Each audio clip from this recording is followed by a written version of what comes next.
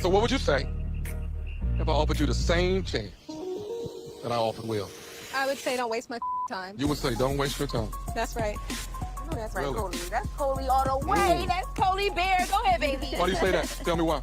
If I'm eliminated and I'm on the chopping block, Hey guys, welcome to Little Black Button 91. You already know what time it is, baby. You already know what time it is. Listen, we're talking to you guys about Ready to Love. Listen, it's been an interesting episode again.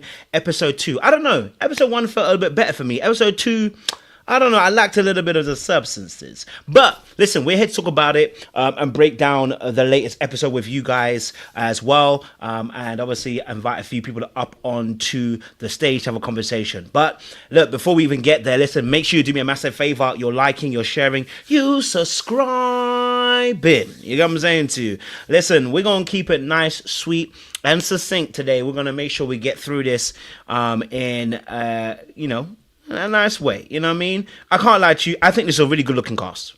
First and foremost, I think, cast number 2, they're really good looking cast. I mean, it's broken into 3 lots because there's 8 more people that we've got to see next week again. So, I think right now it's looking kind of good. And I appreciate the new format, right? I can't lie to you. Having it in 3 different pots like that, I think it's a good format. And they're not eliminating people straight away. I think that's great. You know what I mean? I can't hate on it. I think it's good to have. It means that people get a second chance at least. And if you don't get it a second time round, that's on you. Okay. But let's quickly just go through a few things, talk about a few quick little things before we invite some people up and discuss some of the issues, right? Before we do, again, like, share, subscribe, click on that bell button for notifications of the uploads. And if you have not become a member of the show, I need you to become a member because we're going to go members only in a few minutes, okay? We're going to go members only in a few minutes. All right. Let's get into this, okay? Let's get into this.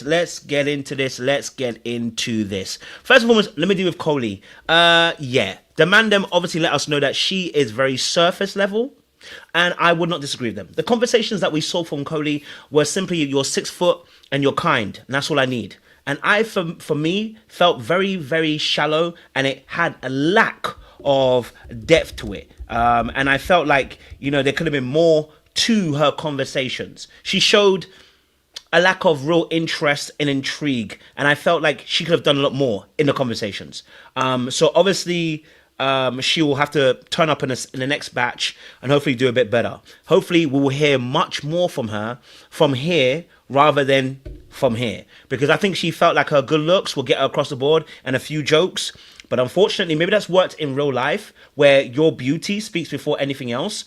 But whilst you're here, people here are going to have more conversations, talk. It is a networking almost kind of situation. So you've got to kind of sell yourself a little bit. So I was underwhelmed by her particular appearance on the show. Okay, quickly, Shanice. Beautiful woman, curvy, voluptuous, smart. I love the blue on her. Very, very pretty as well. And I think, the Mandem obviously let us know that she was very talkative about her business and lacked the ability to have more conversations around, life in general. That she has made almost her personality her business. And I can see how that can happen, because if you spend a lot of time with your business and maybe you're doing it solo, maybe you have a team but you're solo in a sense for a long time, it makes sense. It makes sense that you would be so focused on your business and that's all you talk about because that's what you're passionate about. She just needs to work on opening herself up a little bit more. There's more to her than just her business. Okay, Willow, you had a second chance, my guy. Okay, you had a second chance and you didn't do nothing with it. You know what I'm saying, Chu? Now, my thing about Will here is that he didn't learn the first time round as to what he wasn't doing quite right, as to what he's doing wrong in this time. Yeah, I felt like what I saw with Will is what we saw the first episode, is that he's so trying to be funny that he doesn't actually break down the issues when it comes to down to this. Like, people want to know you, Will, but you are laughing and joking the whole entire time. You're still not being able to be open, right? I don't even think the fit was even that bad, but the fit wasn't that great. But still, you could have got away with it because you're quite funny, right? So he does the first part right. He jokes, he gets in, oh, Rose, you're a flower, you're beautiful. He has a good chat. but it's the selling point at the end. He doesn't close the deal because he doesn't actually sell himself at all. He is refusing to be open and refusing to be vulnerable. And that came about on the show, okay? And that's why he had to go, okay? All right, cool. Quickly, Calil, 31. Calil, cool guy. I like his energy. He's a vibe as well. Shout out to Chris Cross as well. Thank you very much, Chris Cross. We appreciate you. Chrissy Cross, we appreciate you. You got a pretty DP too. Okay, I'm changed. But it's a pretty DP. I can't lie to you. Chris Cross says, I'm always excited for the opinions from you and the panelists. So we appreciate you. Thank you very much, Chrissy Cross. Love and appreciations for that as well. Yes, so as Calil seems like a really cool guy. He got caught up in the strays though. The shots got fired because he had spent too much time with Rocky, and it seemed like him and Rocky really got on well actually. To a point where Rocky was even saying that she needs to get around as well, right? And so for him, you know, I think he got a little bit of a stray because he had spent a bit too much time with Rocky. Maybe didn't open himself up with the other ladies as well. So, you know, I have to admit, like, you know, I can see potential for him. He just needs to open himself up. But I think, listen, if even Rocky find out and they're connecting and he actually likes Rocky like that, bro, sign out. You and Rocky sign out early. I'm not saying sign out first show, but you know what I'm saying to you? If it gets to that point in the show where you've got a great connection with her and y'all actually really vibing, sign out. You know what I'm saying to you? Don't bother playing the game and you lose more with trying to hold it there. Do you know what I'm saying to you? Black, I saw you. Don't worry, man. You can come back, bro. I know I see you in the background. I see Elsa as well. Okay, so that was Calil. Okay, we got Sahara again. Let me just get Sahara on the screen. Okay, Sahara, listen, I hear it. Listen, Sahara, I hear it. But we need to stop these spells that you're doing, sis, okay? Leave the spells at home. Do you not know there is a backlog, not of karma, but of you having to expel these spells? There's something coming back your way, okay? All right? There's something coming back your way as well, okay? There is something coming back your way. I need you to leave the spells alone, sis. Leave the potions, the spells. It is for Disney, and it's not for real life. I need you to stop it, okay? Because first and foremost, everyone's free will is their free will, okay? I need you to leave that alone. It's a little bit scary that she keeps talking about how she's going to do this and do that with these spells. I'm a little bit concerned for everybody else who might come in the path. But she had a second chance. So shout out to Sahara because she had a second chance and she took it, right? She was a bit more flirtatious, a little bit more ostentatious with the men. And, you know, she caught the eye of Cam. Cam was like, oh, okay. He's like, I like what I'm seeing. She's like, yeah, I know you like what you're seeing. I know you see. I said, oh, okay, Sahara, coming like she ain't no desert. You know what I'm saying to you, right? Now, the little sexy joke that she made about she's a little bit wetter than a desert. Hey, she just about got a pass on me on that one. It wasn't as bad. When I saw the context of it, it wasn't as bad. It was more of a passing comment, and she moved it on. So shout out to her. She didn't linger. She said it, moved it, kind of moved it on. And so, you know, I ain't gonna hate on her too much. I thought it was worse than the first time around, but actually, it wasn't as bad as I thought it actually was. So, you know, fair play to her with the comment. You know, I think, I think that she, you know, did a decent job in this episode. You know what I'm saying to you? But she's still got that fiery temperament. Because she was like, if I'm in the bottom two again, she's going to pop off again. I said, Sahara, you need to learn, man. You cannot pop off when you don't get what you want. You cannot pop off when they don't choose you. It's letting me know that how you're going to react also in a relationship. If you can't take rejection, you are going to knock people out. You know, not physically, but you are going to, hurt people in the process because you feel hurt. Right? You got to learn how to be able to receive it and move with it. Okay? So Sahara, please learn how to roll with it, move with it, go with it. Okay? All right, cool. Let's go on to Rose. Shout out to Rose, a very beautiful woman again as well. I really liked her look as well, the orange. Now she's a little bit older. You know, she's 38. Right. Okay. All right. That's a bad picture. Let me get a good picture for her. I feel bad. Welcome to the journey. At a bad angle. A dope home somebody go out with kick it. There we go. So we've got Rose, 38. Listen, beautiful woman. She got a kid as well. She was talking to Fritz earlier on because Fritz is somebody who likes to travel, likes to be around. And she said she's got a kid, she's got a child, but she's looking for that love, okay? And she's got a good energy so far, right? She seems to float very, very well, talks eloquently too, dressed very well, elegantly as well. I like the way she dressed as well. I think it was really, really nice, the way she dressed. So shout out to her and the way that she actually showed up. I think, a couple of the guys also liked her as well. So, you know, she was in good stead. I think Cam said that he liked her older age. He didn't mind. He said he's ready to settle down. Now I don't know if he's giving us lip service. Okay, I don't know if he's giving us lip service. It's episode 1, so I don't know if he's giving lip service, but you know, I liked the energy that she brought to the table, and it definitely showed that she had a little bit of depth as well and intellect. And I think the men definitely like that as well. Let's talk a little bit. Okay, no, not CISCO, because I want to say a minute. It's before CISCO. Sorry, my button. If I can get him on the screen, it's Fritz. I want to get Fritz up, but maybe I can't get him up. Okay, let's deal with CISCO. Doesn't matter. Okay, CISCO. Can we be honest with you? Listen, CISCO, I've been here. Okay, now I'm going to tell you nothing because you got muscles. You might beat me up, but let me just be honest with you, CISCO. I'm gonna be real with you. Why you keep taking your top off? Why? I don't care how hot it's getting, but why are we taking our top off, sir? When you do that, what it tells me, this is, again, I might be projecting a little bit. I may be projecting a little bit, so I'm going to be honest with you. I know I work out. I'm probably not as fit as I used to be, so, you know, I'm getting back there, okay? And I'm going to take my top off too. Now, here's the issue, okay? Is that when you're doing that, of course you are proud of the body that you carry. He is. But the other aspect is, okay, all right, is that you're leading with your body. Right? Now, we talk about the women sometimes maybe leading with their body and men rejecting that. He's leading with the body. Oh, can I take my top off? I'm hot. Like, you're leading with your body. You know? Because he's a very handsome guy, number one. Number two, we can see he got muscles underneath that thing. Now, if he had came to the show already with the vest on, then I would understand. But he said, he actually asked for permission to take off. Like, he's manipulating you. You don't know that, right? This guy is a manipulator of the highest order. Listen, and I don't mean it in a bad way, but this is one of the oldest tricks in the book, man. You know what I'm saying too, right? He gonna ask you, can I take my top off? You gonna respond, of course you can, right? He's getting you to, he's getting to see, you can comply. Okay, he's complying with me. Okay, cool. All right. When you take the top off, you get impressed, you get gassed. He watches your reaction. He knows what's coming up. You know what I'm saying? Someone said, can you own me next? You know what I'm saying too? So, you know, he know what he doing. Don't take the fact that he's asking as he's polite. No. He's sucking you in.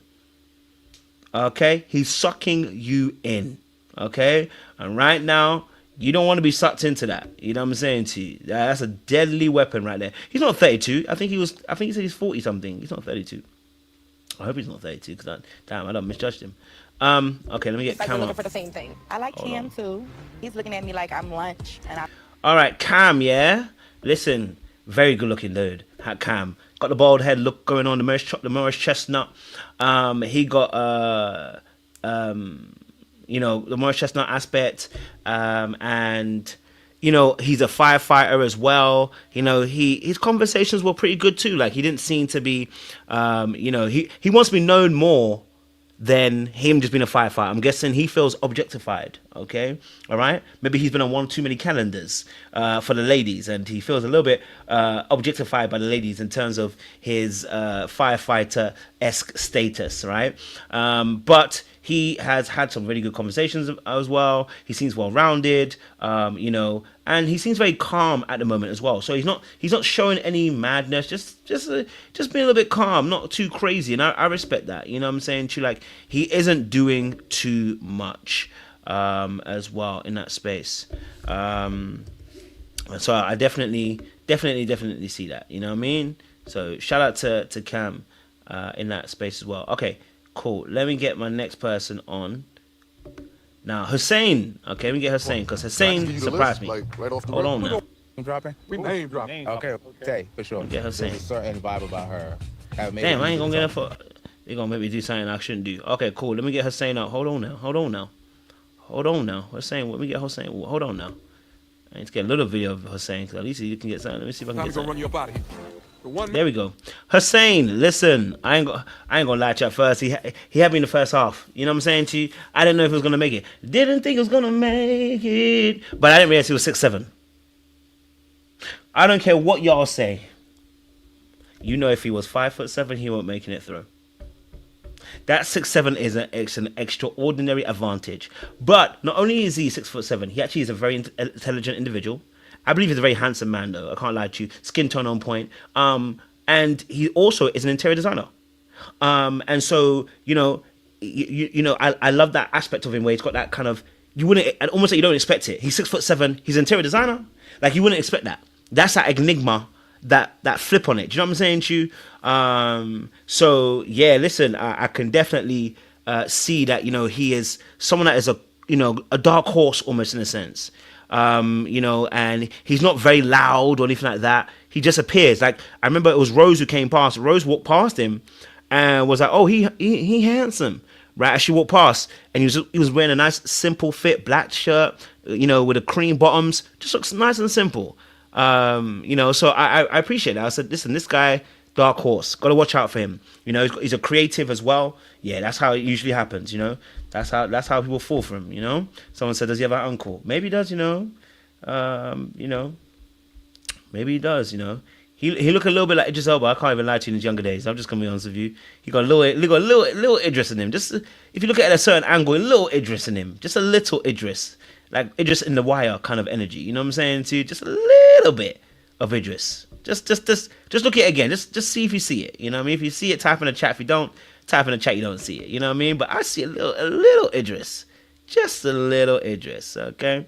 Okay, let's go. Let me go a little bit earlier as well. Okay, who else have we got left? Okay, Rocky. Let me get Rocky. I'm from Erie Avenue too. dead ass for real? Yes, no, I'm dead ass. Like 13th and What? Oh, that's crazy. You from the same? Yes, that is. Okay, so Rocky. Come on. Rocky, obviously, really cool babe, actually. Really chill vibe, and... she got good energy. I can't even lie to you. Like, she's vibrant. You know what I'm saying to you? Very vibrant and talkative and warm. You know what I'm saying to you? Can't lie to you, I was surprised. Well, you know what I mean? It's first episode, I was surprised. I can't lie to you. I thought the man might leave it. But the man didn't leave it. You know what I'm saying? Well, at least I know Calil didn't leave it. You know what I'm saying to you? So he definitely was invested with Rocky. So yeah, she has a very warm, very inviting personality. She's not afraid. I wasn't feeling the dress. I can't lie to you. I didn't think it was as flattering as she wanted it to be, but her personality definitely shone through. And I think the color was right because the color is really nice on her skin. As well, so I appreciate that. I loved the fact that blonde hair. I was like a little blonde hair platinum working. But yeah, I can't lie to you. I thought I don't know what age they put her as, but a little bit older. I thought she might have been. So maybe that's what she also got that running for her. She the older ladies too. You have to be careful of them. They got a little bit of that game in them. You know what I'm saying? They know the streets, and I don't mean it that way, but they know the game. They know the man them. You know what I'm saying? They know how to get around. Okay, and I don't mean it that way either. They know how to work a crowd. That's what I'm saying. So shout out to her as well. Because I think she has a very beautiful vibe, vivacious energy about her as well. So shout out to her as well. Okay, then we have Let me if I can get Fitz in. Sorry, let me get Fitz in because I need to get Fitz in. If I can get a solo picture so you guys can remember who he was in this thing. I ain't gonna get one Fitz. There we go. There's Fitz. All right, Fitz. It's a Fitz right here. You didn't get a chance to talk. Tay? Yeah, Fitz. Okay, Fitz. I think he's a pretty cool guy. Fritz as well. I keep saying Fitz, but it's Fritz. Fritz seems a really cool guy. I think, he is well traveled and culture wise. I think it was Rose who was really interested in him because he's been around the world. I can't find my baby. Listen, and, he seems like a pretty well-rounded, smart individual. He's in wealth management. He's really looking to travel around the world and be in different places. He wants to be on balconies, having sex in different countries, he said. He seems to be a good individual in terms of energy, vibes, well-rounded in terms of conversation. Doesn't seem like a bad guy so far. It's only episode 1. We don't know how they're going to play. Again, came in with the white suit. I thought it looked good on him. Well done. You know what I'm saying to you? Someone said Fritz made my spidey senses tingle. I hear it. I know he went for a little bit more of the Killmonger look, and some of you not feeling that. I understand. The beard is strong, but maybe the Killmonger hair may not work for all the ladies. I hear that. But I think it works for his face, right? Because he's got more of a thicker face. So, I can maybe it potentially works a little bit for him. You know what I mean? So shout out to him as well. Okay, Then we had obviously our final person, which was Tay, I believe, as well, because I think everyone else pretty much has been done. Yes, everyone's been done. Tay, let me tell you something. Look, you know, you know, I like them a little bit darker, but let me say, Tay is fine. You know what it is? It's not just the look, but the look is important. It's not just the dress, but the dress is important. It's not the fact that, you know, I love the Afrocentric kind of hairstyles, but that's important. It's just the energy, blood. You know what I'm saying to you? Them energy there. So far in the first episode, the energy has been beautiful. You know what I'm saying to you?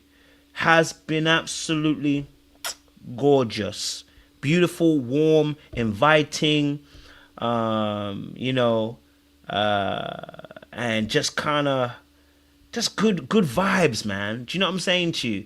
She seems like somebody that you can laugh with, but also at the same time go out with. You know, that you can do business with, but you can also relax with. You know what I'm saying? It feels right. You know what I'm saying to you? She feels right. You know what I'm saying to you? So for me, I was like, all right, cool. I think this is a beautiful woman, and I think she dressed quite well, and her hair is on point, face is beautiful, her voice is sweet. Yeah, you know what I'm saying? She is tough. You know what I mean? Yeah, it's tough. I can't lie to you. So shout out to her. Now, obviously, when she was obviously getting sucked into CISCO, I said, well, there goes Tay. I said, there goes Tay. I said, listen, when she got sucked into CISCO, I said, there goes Tay. Because, baby, if you don't know, you don't know. You gonna find out. You gonna find out, okay? All right, someone said the price of floral dresses are about to go up. You're absolutely right. Absolutely right. Them flower dresses about to finally go up for real. Nice DP, by the way. Oh, it's Rose. Yeah, listen. So, yeah, you know, she might have a little bit of dark arts now, we never know. But when she went after CISCO, I just kept on singing that. Thong, thong, thong, thong. Anyway, all right, listen. Let me get Elle set up. I know some other people will join us in a few minutes as well. But, you know, I hope you guys have enjoyed the little breakdown. I'm going to get, obviously, Elle sit on, and a few others will join us in a few minutes. But make sure you guys are doing me a massive favor. You're liking, you're sharing, you are subscribing. You're clicking on that bell button for notification of the uploads, because tomorrow we are going live again with Love is Blind Super Panel once more. Again, talking about episodes 1 to 6. Yeah, so if you've watched Love is Blind, then you are going to tune in tomorrow at 5 p.m. EST, 10 o'clock GMT, and we will be seeing you tomorrow night as well, okay? So it's going to be exciting times. All right, cool. Let me get all set up, and then we're going to chop it up to the rest of the gang come up as well. How you doing now, Sid? I'm good. I'm tired. I just finished all of Love is Blind recording, uploading. I'm tired. I hear it. I can't even lie to you. I hear it. I haven't even recorded on mine, but you done well. Yeah, you've done well. But yes, talk to me. What was your thoughts on this episode, man? How did you see it? I liked it. I have to say that this was a better group than the first one. I have to say there was more male eye candy in this one for the ladies. There was definitely the men had bodies. We liked it. The man had face. We liked it. I mean, you know, if we had started with this mixer, I would have been disappointed. So they did leave the good-looking men for this mixer. So I liked it. The ladies, yes, they were lovely. I have my favorites as well. I do like Rose. I know you love Tay, but Rose got me. You know, Rose and her gentleness. Rose just passed through and she commanded attention and left them wanting. And I think that may be my dark side with it. But Rose was like, oh, you good looking, and went away. Rose left her mark. I loved her. No, I definitely hear that, and definitely she did. And there's the scene where she was just passing through everybody and just leaving a compliment with everybody, and just being like a fresh breeze and a fresh air into everybody's pathway. You know, she did command a lot of people's attention in that way as well. So yeah, shout out to her. She was definitely showing off, almost in a sense of how beautiful her essence can be. And if you're going to have a good example of how to get the room to be magnetic towards you without actually necessarily stealing all the air from it. I think she definitely gave us a commanding performance in that, as one should watch at how to do it. Just gentle compliments, that seemed to be not too much, not sexual, not overtly, oh, I'm doing too much to let you know that I fancy you, but more just like, oh, you handsome. And then she kept her moving and said, okay, you good looking. And she kept her moving. She just, just gently moving it along, so she didn't do too much. And I appreciated Rose for that. Now, you said obviously the men were a bit more eye candy. What was it about the men that you felt was a bit more eye candy than Group 1? Of course, you have to ask me about the men being eye candy once Mr. El Cid walked in the room. So, of course, no holds barred. I mean, he can answer that too. No, he's not going to answer if the men are eye candy, but he will listen to me talk about the men being eye candy. He just chuckled. I don't know if you heard that. Shout out to Mr. El Cid. I love him. We love him around. And he left the room. See, if you pause long enough, you can get a reprieve. I did like the gentleman that was the firefighter, Cam. Cam, dark chocolate. You could say what you will about Sahara. She knew it was dark chocolate. We appreciated it. Definitely like Hussein. He was, tall. I didn't realize he was tall till you saw him next to other people. But I liked his conversation. He seemed like a gentle giant, kind of. He is a creative. Then, Cisco, yes, he's got the body. Yes, he's got the body, but we got to see if he got the brains in there. But everybody knows how I feel. He done told Tay he cheated. So that put him down in my book. So yeah, you could be here. You could take your shirt off. I can look at you. You look good. But that's all I'm going to do is look at your muscles. This will not be a relationship. But yeah, the men did look good. Will could have stayed home. Will could have been sent home. He brought the eye candy level down in the room. I'm sorry, Will. I'm sorry. That's just my opinion. Now, let's talk about Will, obviously, because he got kicked off, right? He got kicked off again. Second chance, he didn't seem to fare any better than he did the first time round. Even Coley, who is seemingly not so deep, also has some comments on him. What was your thoughts on Will this time round? And what was different from the first time round, if anything? Will was just a little different. His tone was just a little bit, subdued. He wasn't the life of the party he was in the first time. So I appreciated he took some critique, but he seemed uncomfortable in toning it down. And it's like, Will, you got to be comfortable. You got to, chillax. He went into the room and he was more vocal with Cam on the couch, talking about what's going on than he was with the ladies. Maybe he was intimidated by the beautiful ladies that were out there. I don't know, but he was just chilling and talking more with Cam. And Cam was more like, yeah, you could talk. I'm in here to just kind of cool down. But yeah, he took it in good stride.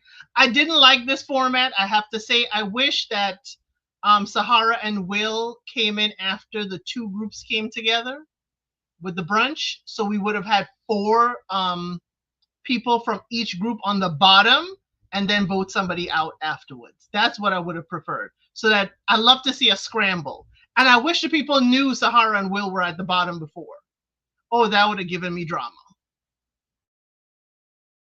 No, I definitely hear you as well. So I definitely understand that as well. I think Will's situation, he's not very well versed in these environments. I don't think it works for him. He seems to play the jovial joker a lot of times. Don't expect too much. You already had 5 women that said you weren't ready for love. It's very possible that the next 5 are going to feel the exact same way. I did my best. That's all I can do.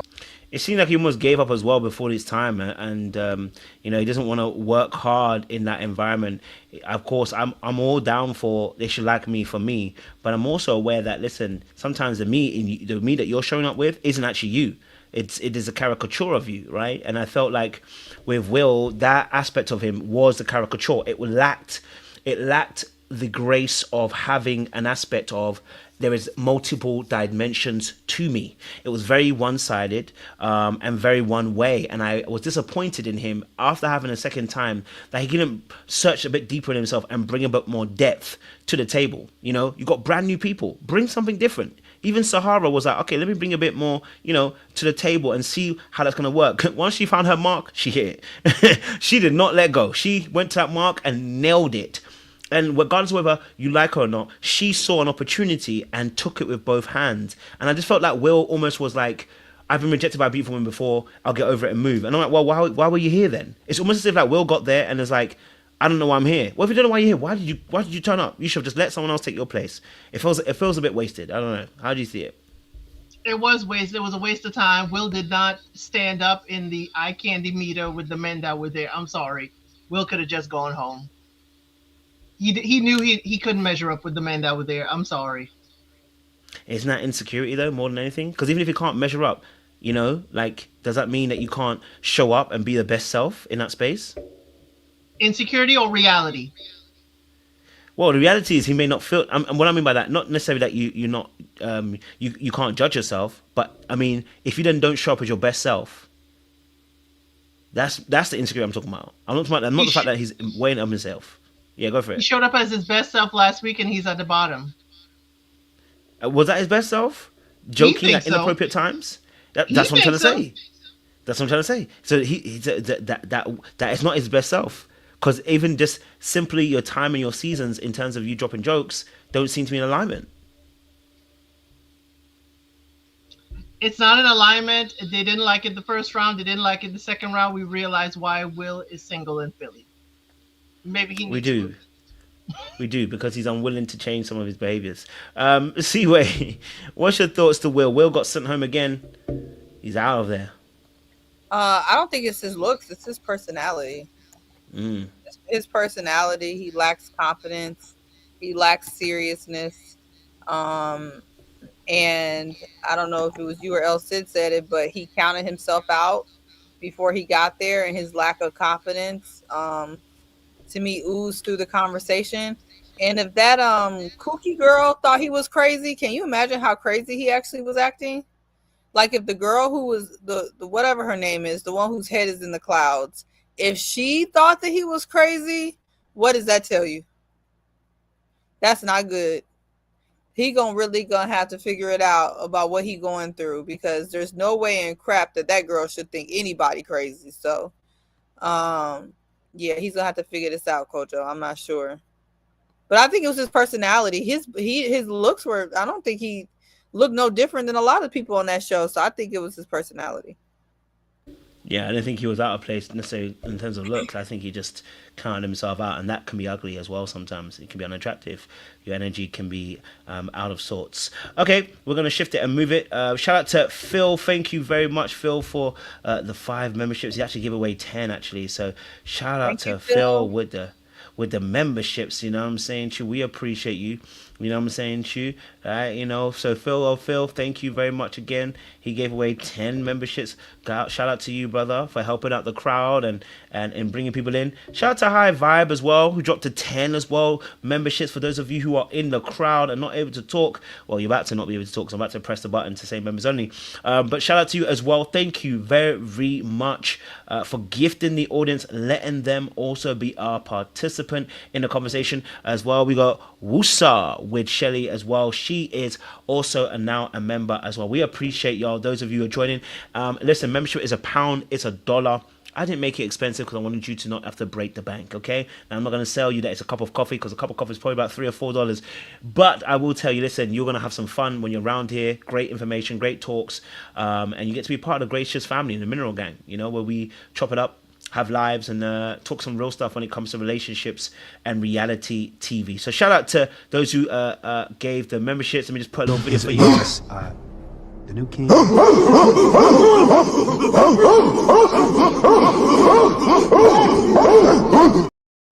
That's my gang. Yeah, I'm saying to you. Woof. Huh? Shout out to Queenie B28 as well. Welcome to the gang as well. We appreciate y'all. It's always good to have new people on here as well. So thank you again, Phil, and also High Vibe. I know that Seaway's done some in the past. Well, El Cid's done some in the past as well. So shout out to you guys who are also being generous and giving to others as well. Because blessed is it is to give than it is to receive, as they say in a good book. All right, listen, it's got members only, so if you are not a member, you won't be able to talk, but you can watch the show. So if you want to become a member, there's a $sign underneath the chat. You click on it, become a member. If it's not working for you, change your device. Go away from the iPhone or the Android and switch it to an iPad, or switch it to your laptop or your main computer, whichever one you have, and you can then begin to join. Yes, El Cid. For those of you that would like to receive gifted memberships, you have to make sure in your YouTube settings that you do have it turned on for accepting membership gifts. So if you go to your YouTube settings and the 3 dots and you change your membership settings to allow gifts, then when someone is gifting any channel that you're a part of, you would be able to receive a gift.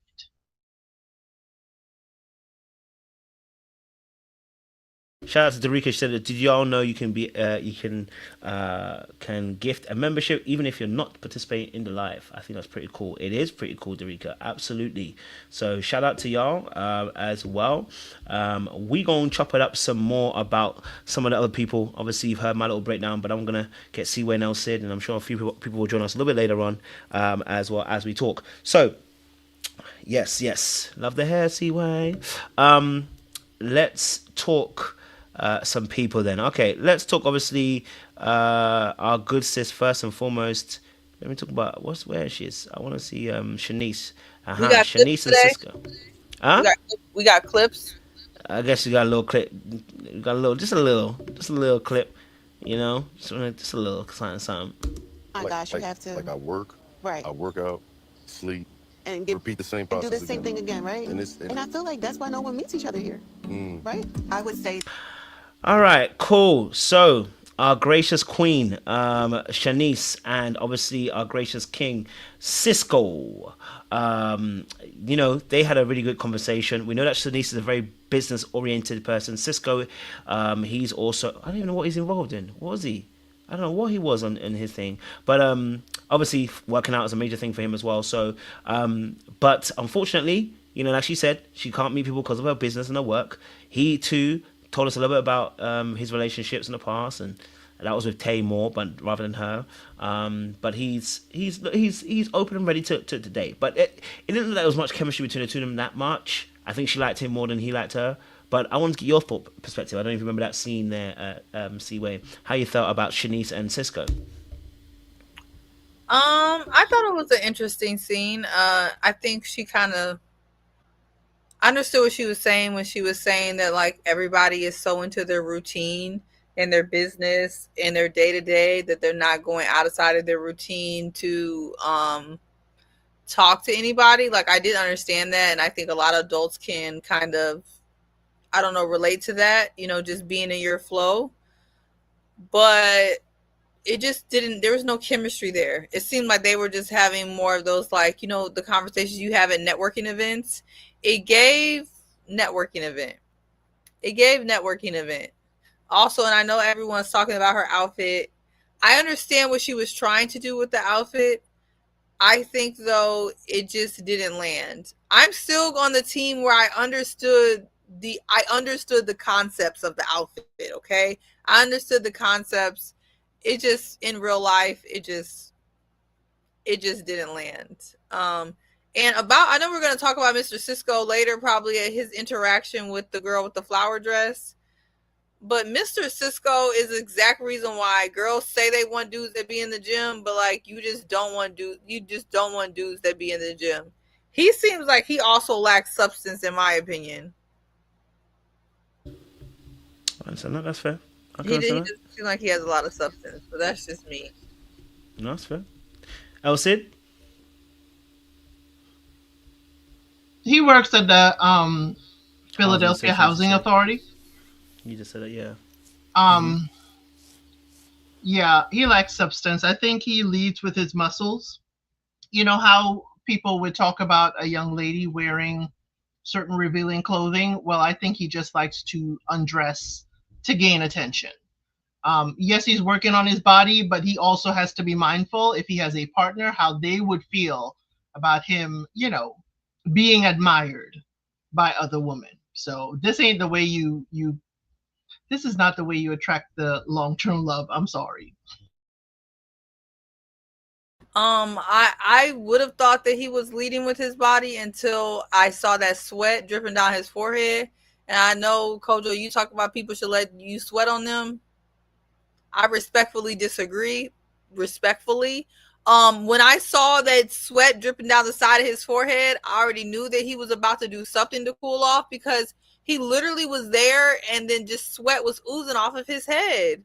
And so I think he literally took his shirt off because he was trying not to have a heat stroke. I do want to say, at his age, to have that type of body composition, a lot of them be on steroids and doing a whole bunch of other body, you know, building stuff. And that makes you sweat, because nobody else was sweating like that. I'm sure it was hot.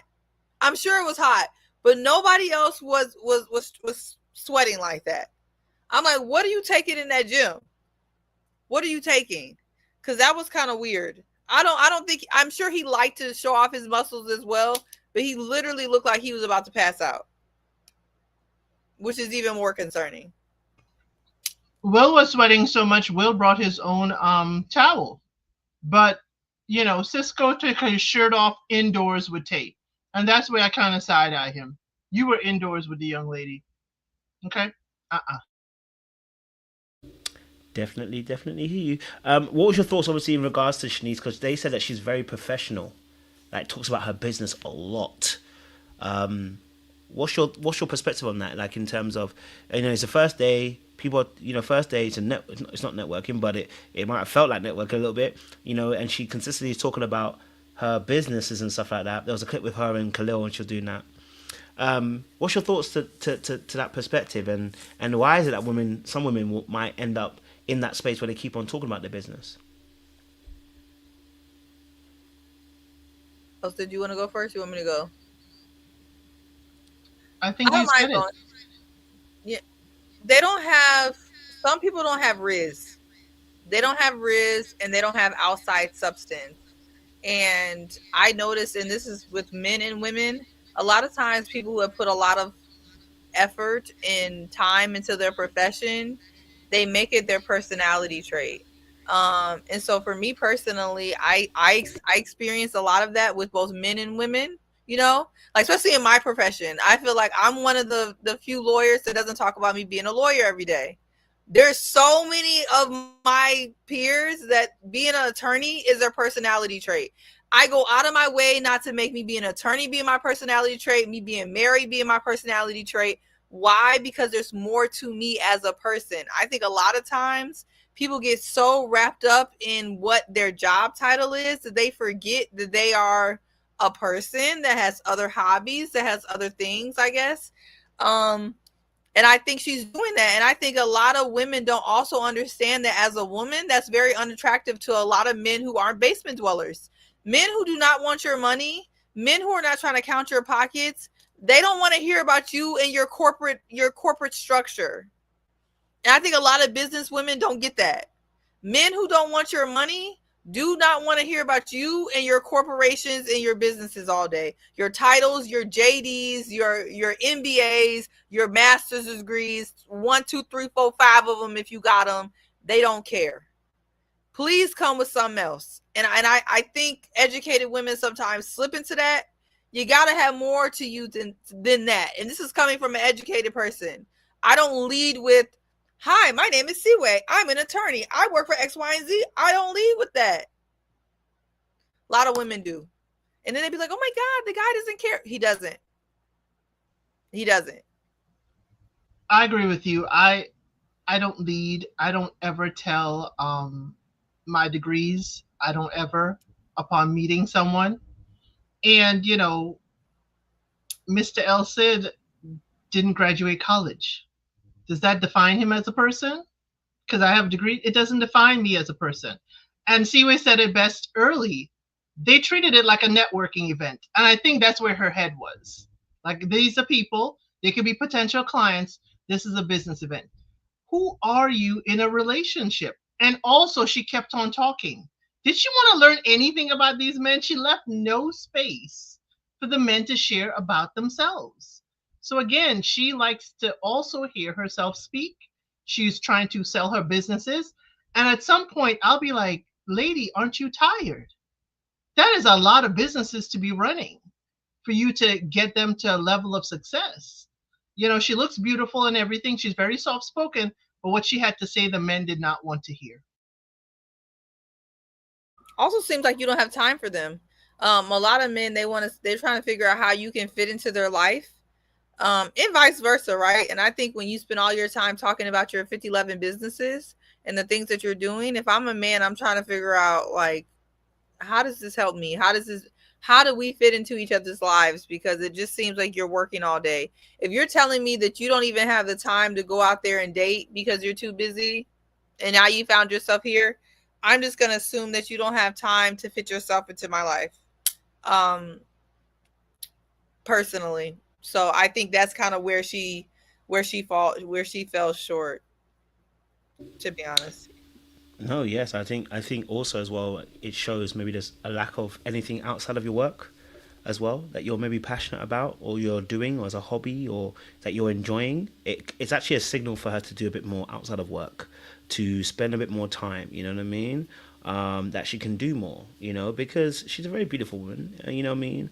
And so, you know, people want to match that intelligence with the beauty, but they also want to match it with your hobbies and your interests and your activities that you're also involved with, you know, or you're a book reader, you know, are you and don't tell us you read self-development books, so I just go and tear everybody else up, but, you know, are you a book reader? Are you somebody that loves, you know, going to the gym? You like going to theatre? Do you love, you know, musicals? You love watching sports? Like, something that will grapple someone else in apart from work, because we're all trying to run away from work.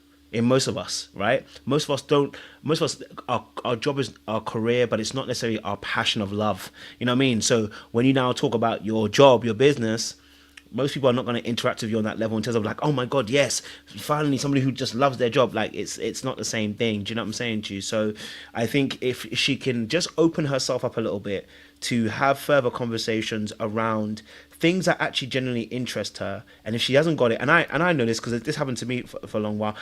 If it wasn't about relationships, I ain't gonna know to talk about. But I had to realize there has to be more to you, and that means you have to experience more, which means you have to put yourself out more, go out more, do 7 different things, find what your interests are, so that you can actually begin to expand your range of conversations. It can be very difficult. I can understand that, because she's about her business, you know, and I respect that, and I think we always appreciate anybody, you know, man or woman, who's about their business.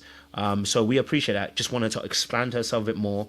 This could be a really great time to really explore what her likes and dislikes, and maybe that could be a really great way for her to kind of you know, actually also engage the men a bit more now, saying, look, I'm really just in my journey of just really exploring me and exploring more about things I like. That can intrigue somebody, you know what I'm saying to you? Someone said the gloves are off. I hear it. Let's talk about another person. Obviously, CISCO was involved in the conversation, so we can talk about CISCO as well, because I know he... Oh, did you want to... Okay, yeah, I thought you were going to say something, my bad. But CISCO obviously was involved in a conversation with Tay, so we'll talk about him now. If I can find a clip for you guys, because I want to make sure you guys get a little clip, you know what I'm saying? So yeah, at least you don't... Okay, there we go, fantastic, because he's going to take his shirt off again for you one more time. So just in case you missed the first shirt reveal, I'm going to do it again. And now you gotta teach me. You gotta stop making me blush, man. I like me some CISCO, baby. How many tattoos you got? Like 10. Oh my God, you gotta see his muscles. Yeah, she sucked in. Let me get you she is sucked in. When she said about his muscles, I know she sucked in. Okay, so talk to me, CISCO. In this instance, we see him talking with Tay. Tay seems to be the boys' favorite. CISCO, the ladies love his muscles and his physique. He's a very tall man, handsome man, Hispanic as well. Got a little bit of spice, as Shanice would say. What were you getting from CISCO in this particular aspect of the show? How did you see CISCO? You know, what was coming for you? Oh, Dark arts. CISCO and a lot of the dudes like Tay, because Tay unfortunately, is showing signs of being a goofy. Unfortunately, but I'll get to that in a second. I'm gonna start with CISCO. When CISCO, and Sean's probably gonna echo this whenever he gets here because we talked about this. When CISCO was basically playing in Tay's face when he was talking about that his ex had trust issues. Dag, so the ex is tripping. Hold up. But I was cheating though. Oh, so she wasn't tripping. But I'm changed though. Oh, all right. And then Tay goes, yeah, well, that's just your past. And da-da-da-da-da. How do you know? How do you know that that's his? Like, what did he give you that made you feel like this is his past? Like, why are you locked into this degree? Already talk about that's just his past. And then I'm sure if they end up getting together, then she's going to be, she's going to have trust issues. And I told you I had trust issues with my ex. Now here you go, worried about where I'm at, because he's going to be doing the same thing. And another thing, here's the thing. I'm not one of these people who think that like everybody who's a cheater going to cheat again, or, everybody who, has cheated in the past, blah, blah, blah. But there's something diabolical about a person who admits that they are a cheater on the first day. You're only doing that to do something dark arts, okay? I don't get out in the dark arts. That's not me. But there's no reason to tell something like that on the first day unless you're trying to use it to your advantage in some way. That is something that you're supposed to have some level of shame about, whether you're going to do it again or you don't. So if you're telling somebody that on the first date, CISCO has already found out that Tay is a goofy. He's already sized her up to figure that out. That's the unfortunate part. He knows that. And the reason why Tay is liked by all the dudes and not, let's say, what's her name? Sharice, whatever. What's her, I don't know. Shanice. The lady with Shanice, the lady with the gloves. She knows how to exude the bubbliness, the personality. She knows how to feed into their ego. She knows how to make them feel good. She's lighthearted. She's fun. They can see that, so they're going to like her. But if CISCO has already sniffed out that she got some goofy ways, I'm sure they have too. I don't know. And then to find out that her ex cheated too, and she this close to talk about that's in his past. First of all, a man could never, I'm gonna let LC go. Never just tell me with a straight face, my girl had trust issues without me asking 5 billion more questions and me try to get down to the bottom of it. Oh, she had trust issues? Why? What were you doing? What did you do to try to help her with those trust issues? What caused it? Oh, you were cheating? So you don't think she should have trust issues? Well, I'm gonna have them too. So you still want me? No? Okay. You forgot one question. Were you taking off your shirt as much as you were before? That's why she got trust issues. So, unfortunately, the show is causing Tay to be exactly like this. She needs the men's votes. I'm sorry. The ladies need the vote of the men to stay on here. And I think Tay is playing the long game. Because CISCO did say, I saw your face change. And she tasted that jagged little pill and be like, you know what? This man is a vote, and I want to stay on this show. Unfortunately, it fosters that type of behavior. You've said it before, Seaway. The pick me, in this instance, that is the game of this show. Pick me so I could stay on the show, unfortunately. So, yeah, he shouldn't have said that. And the way he said it, we could already see why his ex would have trust issues. Now, as far as cheater, always a cheater, for me, the thing is, I'm going to be side-eyeing some of the things you've done. Because if you've gone there before, you could potentially. Anybody could go there. But I'll be watching heavily. And some things you may be doing innocently, it may have me looking side-eye at you. But his taking off his shirt and all that, she just talked about the tattoos. She's complimenting. I think Tay is just gathering her votes. And I think she's going to light a match later on this season. Tay, for me, she's playing nice.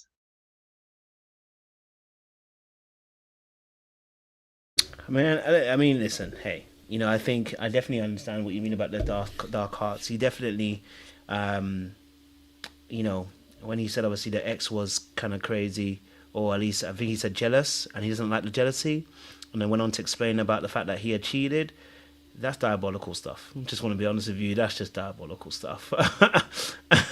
And maybe I don't have the right to say it after I haven't killed David, but the reality of the situation, it is a little bit diabolical. Because he knows exactly what he's doing, right? When you set up a story one way by saying anybody is crazy, and then don't add the extra part in there. This goes for both men and women. So anybody watching this, if someone sets up a story by saying like my ex is a narcissist and that's what, as soon as you start hearing that, you need to be hearing, so what was on your side? If you don't hear anything about what their side was, just know that they are about to play you the exact same way. You're going to be going down the same river the same way, because they're not taking any accountability. So when he flips that switch and says, oh, you know, when he flips the switch and says, oh, you know, that the girl, you know, that he had cheated, he actually pacifies you. So he pacified you with a story of crazy ex, and then adds the cheating after, almost as if like, so by then it's too late. So you can't really hear the cheating because you've already heard the first part, which is the ex was crazy. So it's very difficult so that's why it's done that way. It's to soften the blow. So there is dark arts to that. Now he may have genuinely felt like she was jealous, and she might have been. She might have been a jealous person in the relationship, and he might have cheated. But what he must also let person know is that, hey, I did cheat in that relationship. Wasn't the best relationship because obviously as well there was some toxicity in that.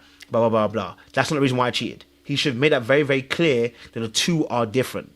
But it's very intentional when somebody does not make a difference between the two behaviors, because they want you to understand that the two are combined. I was cheating because I was jealous. You know what I mean? It's like, no, that's not something like it. So it was some dark arts from him in that respect as well. And he knows he's a good looking guy. And Tay did actually change her body language, her energy, her vibe. It all went down, right? And he quickly wanted to bring her back up again. It's whether she's willing to learn that lesson and be like, you know what? Either I've got to ask more questions before I can get any further, or I've got to leave it alone. You know what I mean? Do you want to say something, T-Wade? Go for it. I'm sure Sean will take us back here, but I also want to say, as an Afro-Latina myself, anytime that I see a Afro-Latino saying that he's Hispanic, I'm also getting the coon alert. The coon alert is going across my head. It's going across the screen. Because that was another thing that got on my effing nerves. To use the term Hispanic in 2025, talking about your black behind, really pissed me off. I'm like, so now not only are you using dark arts, you want everybody to know you're from Spain and your black blood probably ain't never touched foot in Spain and that's not where you're from? Going across the screen. I'm like, sir, we didn't need it, sir. And then you talk about, can you move your hips? He gonna be sashaying and do the bachata every episode. He's gonna piss me off. He gonna take somebody to a bachata day. I promise you, he will. That's all I have to say. He's really gonna make me mad. Welcome to the conversation, Sean. We are talking about CISCO.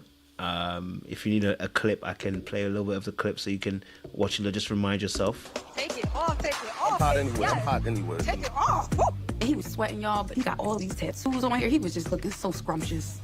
So when was She said scrumptious, like she gonna eat him up. That's a problem right there. Sean, what's your thoughts with CISCO? How did you see him? You know, Siwe said about the dark arts and that behavior of his as well. Him taking the shirt off, you know what I'm saying to you? Sounds like a friend that you definitely know, Sean. Talk to me. What? Who's like that I know? You? I don't know. I can't think of anybody like that. Yeah, he you know, Elsid and Jay were on their channel Friday night, and I had mentioned I felt like it was a bit of peacocking, you know, in terms of the shirt, you know, the shirt being off. I think, you know, he's obviously old enough to understand what the weather is like outside and plan his outfit accordingly.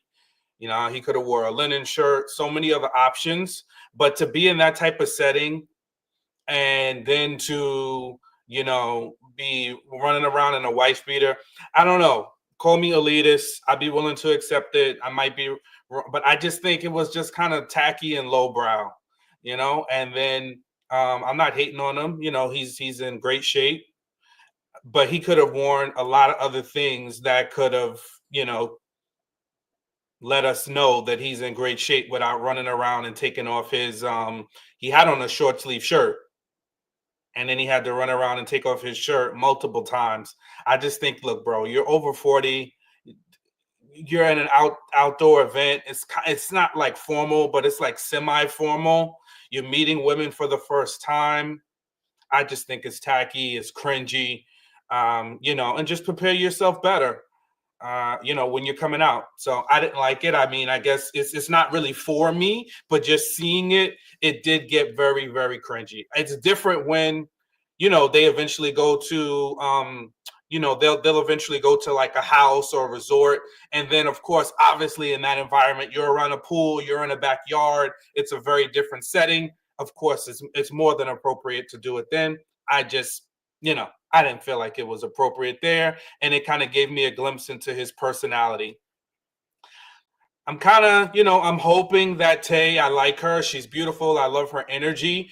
I'm hoping that she is not so enamored by his looks that she misses the red flags, because the red flags were flagging and flapping in the wind, especially when he took her down that path of, I'm about to show you, I'm going to waste your time.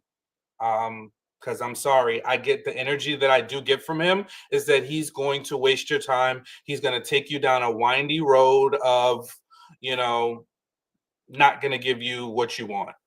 So that whole story, the way he set that story up, I'm in line with Seaway. How are you going to first start telling your you know, your prospective person about your crazy ex? That's already a red flag. Then you tell us why she was crazy. It's kind of like you're setting somebody up for the gaslight that's about to come. So I'm not really a fan of him. And I'm glad Seaway mentioned it about the Afro-Latina being Afro-Latina on her part. When he said Hispanic, I might have given him grace if he would have said, I'm Afro-Latino. You know, if he would have said that, giving her a glimpse into his culture. But to me, a lot of times, especially when somebody is Black appearing, they have to let us know that you have something extra to you. I just kind of side-eye you when, you know, what's the point? What are you talking about? I would have expected him to say, you know, oh, I love my culture. You know, I like to cook and name some dishes, you know, lead into why you're mentioning that. But then he segued into dancing. You know, there's so much more to the Latino culture than just, you know, some exotic dance moves, because those are all across the diaspora. So, yeah, I'm just looking at him a little sideways. And, you know, right now it's looking a little, he's going to waste somebody's time. He wanted us to know he could move them hips. We had to know that. That was pertinent information.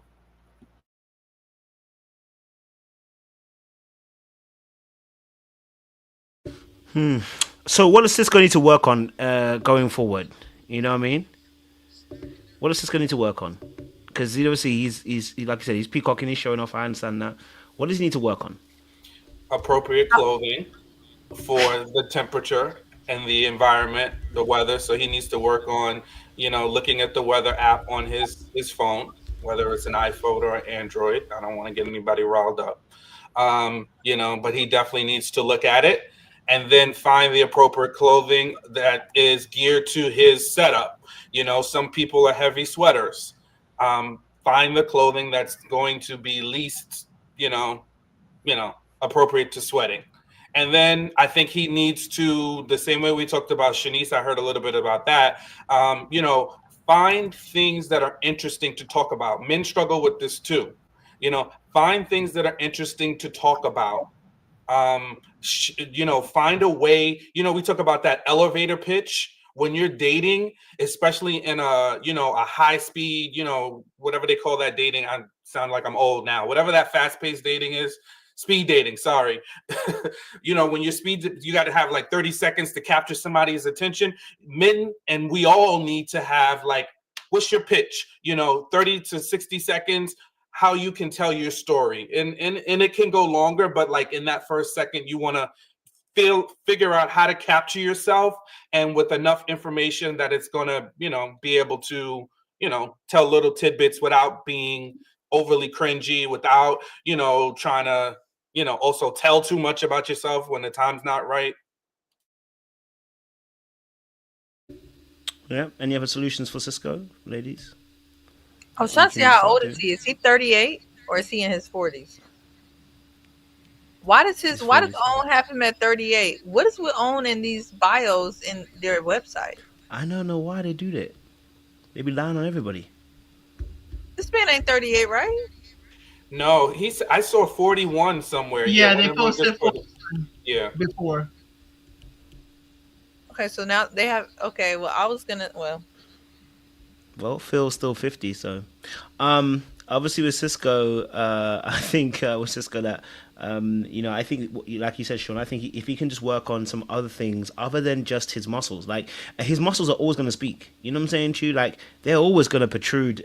He's a very large guy. Like you can't miss him. Do you know what I'm saying to you? And I'm not saying there's anything necessarily wrong with being muscular and showing off, but I think there's a time in the season, right? I think, like I said it wrong. I said if he came in the vest already, he's not changing. That's why he's coming in. Hey, if that's what he wants to do, that's all he wants to do. But the fact that he's taking off the top is what was a little bit corny for me. It's like you're putting on a show. Now you're putting on a show. You know what I'm saying to you? And so for me that was a little bit. But again, everyone can do what they want to do. But I think what was a great point you made, Sean, is that he's passionate about gym. He's passionate about working out. He's passionate about body development. These are areas that can actually be a real good conversation with someone, about how you're passionate about nutrients. You're passionate about the food they eat. You're passionate about working out. You've researched and made sure that what goes into your body because you want to stay alive longer. Like these are areas of conversation that can begin to be worked into that are more than just coming off and removing your top. And like I said, I think, listen, I've been there, so I know, and I'm not even saying that like I've been around the block and I know everything. I don't, but I'm saying obviously when you have muscles, I know what it's like to feel that rush and surge. But you also know what kind of women come towards you when you do that. Do you know what I'm saying to you? Like if I want somebody who wants me for this, I don't just turn. Someone said hoochie behavior. I don't turn up in the hoochie stuff, right? Because it attracts a certain type of person to you. But if I want this, it's different. Yes, Seaway. No, I agree. It's like when men lead with their money and then they get on the red pill internet talking about women only want me for my money, but that's all you gave them. It's the same thing with the muscles or whatever. And I also think that us as women have to recognize that the amount of effort, again, that it takes to have the type of body that he has at 40 plus is going to be a very particular type of person. And I think people need to be realistic about, do you really want the type of person that is a gym rat to that degree and is in the gym focusing on their body to that degree that they're going to look like that at 40 plus? I don't think a lot of people put two and two together because they're out here looking for unicorns. And that's why they're out here still looking, because they're looking for unicorns. But they just need to be aware that the type of work and the self being, usually you're very self-absorbed. You're spending a lot of time in the gym, and that is your focus. Your whole food, your whole diet, the way you eat, the way you move is all around looking like that. He has very little body fat on his body at 40 plus. People need to think about that. I don't think they do. I don't know if I could fit the lifestyle of a man that's doing all that to look like that. Personally. Definitely. Sid, any recommendations for him to improve? Keep his shirt on. Keep his shirt on. That's it. All right. Appreciate it. Okay. Yes, Sean, go for it. Yes, so go. I just want to clarify too about the whole Hispanic thing, because sometimes people that aren't in the live and watch your videos after, they have a lot of very pointed, feedback for some of us. And I just want to make sure that we're clear for anybody that's in part of the replay gang. There is a lot of anti-Blackness in the Hispanic community. So what our comments and feedback, what mine are and what I believe Seaway's to be, it's rooted in that. So a lot of times there's telltale signs when someone highlights how they are separate from their actual race. because race, ethnicity, and culture are three very distinct things. And sometimes people rely heavily on their culture, their ethnicity to distance themselves from Blackness. So especially for somebody that is very obviously Black visually, it just raises some red flags about where your thought process is. So I just want to make sure I'm clarifying. I think a lot of people understand, but a lot of people don't. And it is something that happens. And that's one thing that people do. Now, that might not be Francisco. It might not be him, but some of the telltale signs are there that that's something he's doing, which makes you want to kind of look and say, okay, where are you? Because there's people, I've experienced it. My ex-wife was Dominican, so I also had a lot of very first-hand experience in these types of situations where people who were 20 shades darker than me wanted to make something about my race and distance themselves from their race, and it happens. And I've had it happen very similarly like that. And then, they'll start a conversation around music, and it'll go there, and they'll talk to me as if they're not Black too, and I'm like looking stressed out trying to figure out the right words to say. So it does happen. So again, I'm hyper aware of that, so but I could be wrong. No, I think it's a very safe addition. I don't really know about that too tough from that angle, so it's good to hear you guys break that down in that perspective as well. Just another addition as what you guys were saying in terms of what you can learn to do is obviously as well tell the story correctly. If you're talking about your ex, please in future tell the story correctly. Don't tell it with one side as if the person's crazy to make yourself feel better and look better. But be honest about how that came about as well. Okay, let's move to our next one. Rose, came in, beautifully, came with right energy. So let's talk a little bit about her. Okay, we got some muscles here. Nice to meet you. I'm Rose. Hi. Oh, we got some chocolate, y'all. How you doing? I'm so ready for it.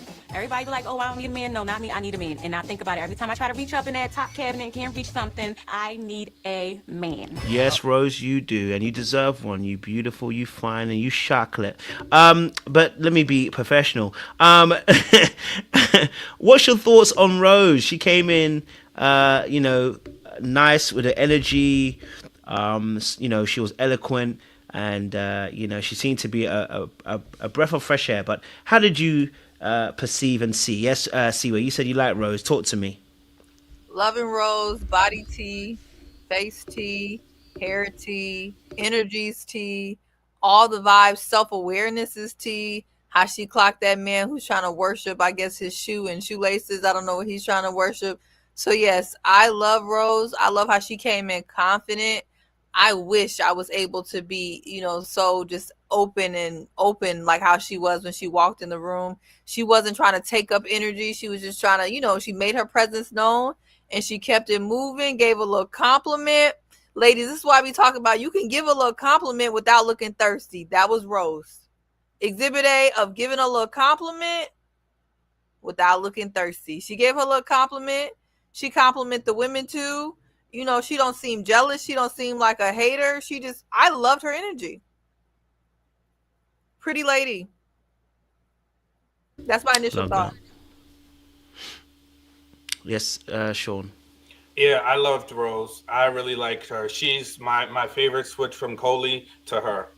The way she moved the room immediately. And I don't know if you got into Coley already, but if you didn't, we're going to get into. Okay. So, I loved how she worked that room. It was like effortlessly with a little joke, fun. I admire people who can navigate rooms that way. I'm more of a, sit back and observe, and then eventually I get into it.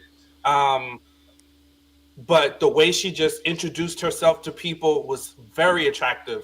In addition to, she's a beautiful woman. I really, really was very impressed with her, how she was able to have conversations with everybody in a very lighthearted way. I like her. She's my favorite right now. Okay, I hear it. Strong. I just love how Sean and I be liking the same people. We have the same taste. Sorry. Y'all made me sick. Elsie, go for it. Yeah, when Koja was talking about Tay, I reminded him about Rose earlier. But I'm wishing the best for Rose. I'm hoping it's not a step into my web, said the spider to the fly. But she definitely did bring great positive energy. She had great conversations.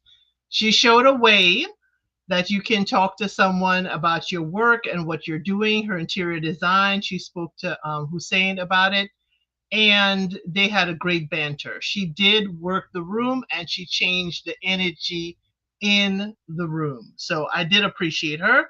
And then she let the gentleman who wished to court her come to her. I like Rose. Love that. Obviously, I'll show you a little clip with her and Hussein. That is wonderful. You may be onto something here. One thing I do like is interior decorating. Yeah, interior design is totally my thing. I'm 6'7". Growing up, I played a lot. Now, obviously, Hussein seemed to really like her energy. She was creative. He said he complimented her on even learning something from her immediately when she was showing him something on the phone. I don't know if it was a photo or whatever. Seemed to really just really have a really good presence on people as well. So any other thoughts on Rose before we shift it to Hussein and talk about him showing up on there as well? Yes, I'll say. She had Cam saying that he's willing to be a stepdad, and she was asking about religion. The Lord is the head of my household is what she told Cam. She brought in heavy conversation without it being really heavy, and I appreciated that about Rose. She's like, hey, I'm a mother, religion and interior design. She let it all hang out there, but not in a very stifling manner to overwhelm the men. Yeah, I was gonna say I like the way she brought up the fact that she was a mom without it being like how some women do when they come on this show.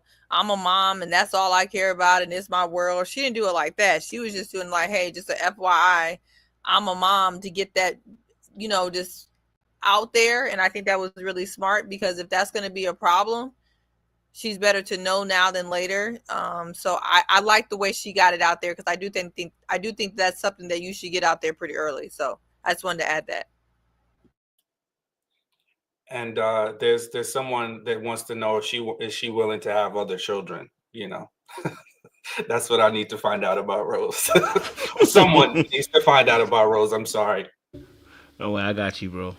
Yeah, I mean, listen, I think she was great. I think she came in first episode really full of life, energy, wasn't overbearing, wasn't underwhelming, just at the right peak and level, like a hot meal that is just correct. It's allowed to, so she was very, very, I love the way she approached it as well.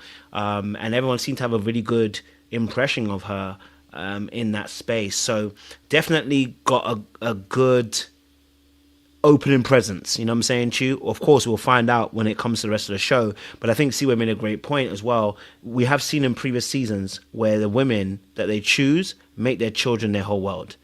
They go into a diatribe, they do a cut scene, and then they're crying. And you already know that when they're there, you know what I mean, they're crying about how much they love being a mother, you're not ready for that relationship stuff. Pack your bag and go home now, because that stuff is not going to help anybody. Not to say that you can't be passionate about your kids, but I'm saying to you that you're here for dating. So it's like, I love the way you said it. She didn't make it her whole ethos, like, I'm a mother, this is my whole identity, which is going back to that conversation again we said Shanice. She's a mother, that is a title that she wears, but there's more to her. And I think that's also really important. I keep saying mother, and it sounds like I keep hearing Keke Palmer's Man in my head, you know what I'm saying to you.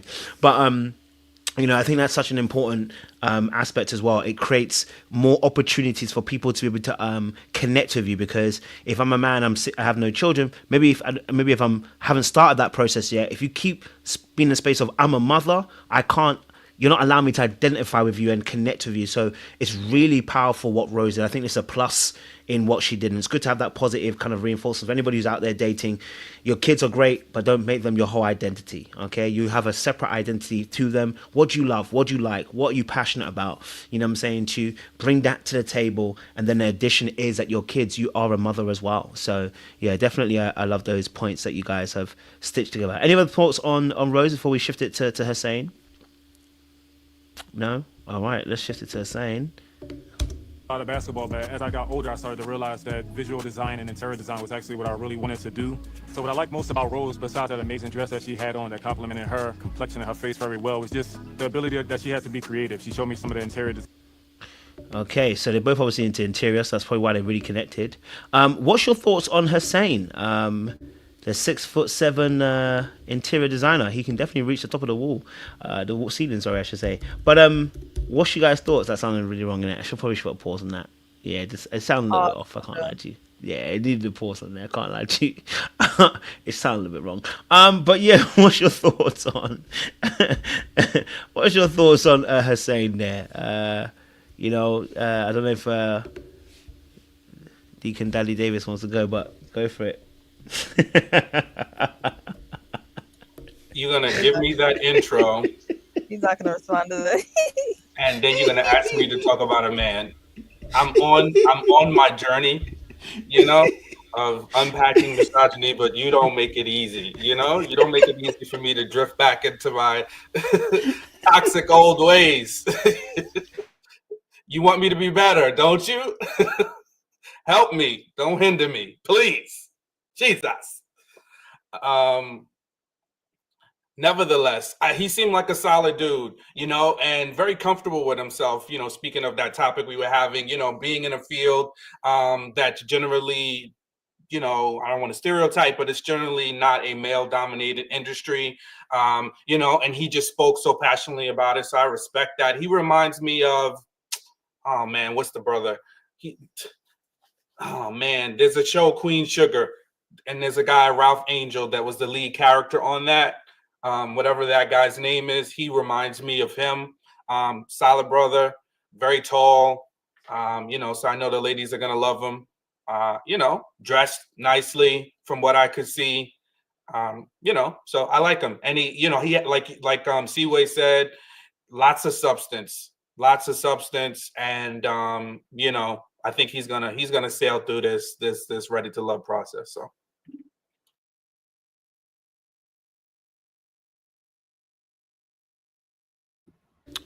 Go for it. Oh, sorry, Siwa, go for it. I was gonna say I agree. Lots of substance. He definitely looks a lot better than he does in that picture. He's very handsome. That he doesn't photograph well because he's very, very handsome. He has very warm energy, substance, which we don't see a lot on here. My only concern is that I don't know what his job is. I know he's in interior design, but his job is vague. Elsa, you making a face. What do you think he clocks in to do? What do you mean clock in? He's a creative. He doesn't clock a 9 to 5. I know that was a figure. He does design clothes. He said he designs clothing and other things. It's kind of like when I first heard him, he's kind of like this generation's kind of trying to be in the vein of Dapper Dan. He makes textiles and other stuff like that. He makes clothes or windows because his title is window designer. Well, in retail, it could be the retail window. When I saw that and I saw he was a creative and designer, it could be the retail windows, but I'm not sure. Okay. Well, let's just put a pin in this. We could put a pin in it. I know what he does because I had a friend of mine, of my ex-girlfriend's, used to do that same job. She did it for Banana Republic. And it was like, it's the visual merchandising, and they go around to different stores and they make sure their displays are adequately set up. They spend a lot of money, like a Saks Fifth Avenue, they spend a lot of money on visual merchandising during different holidays and as the seasons change.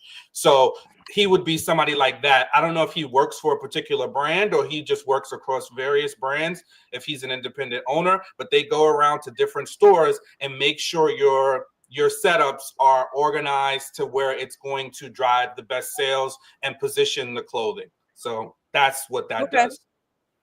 Okay. That's helpful.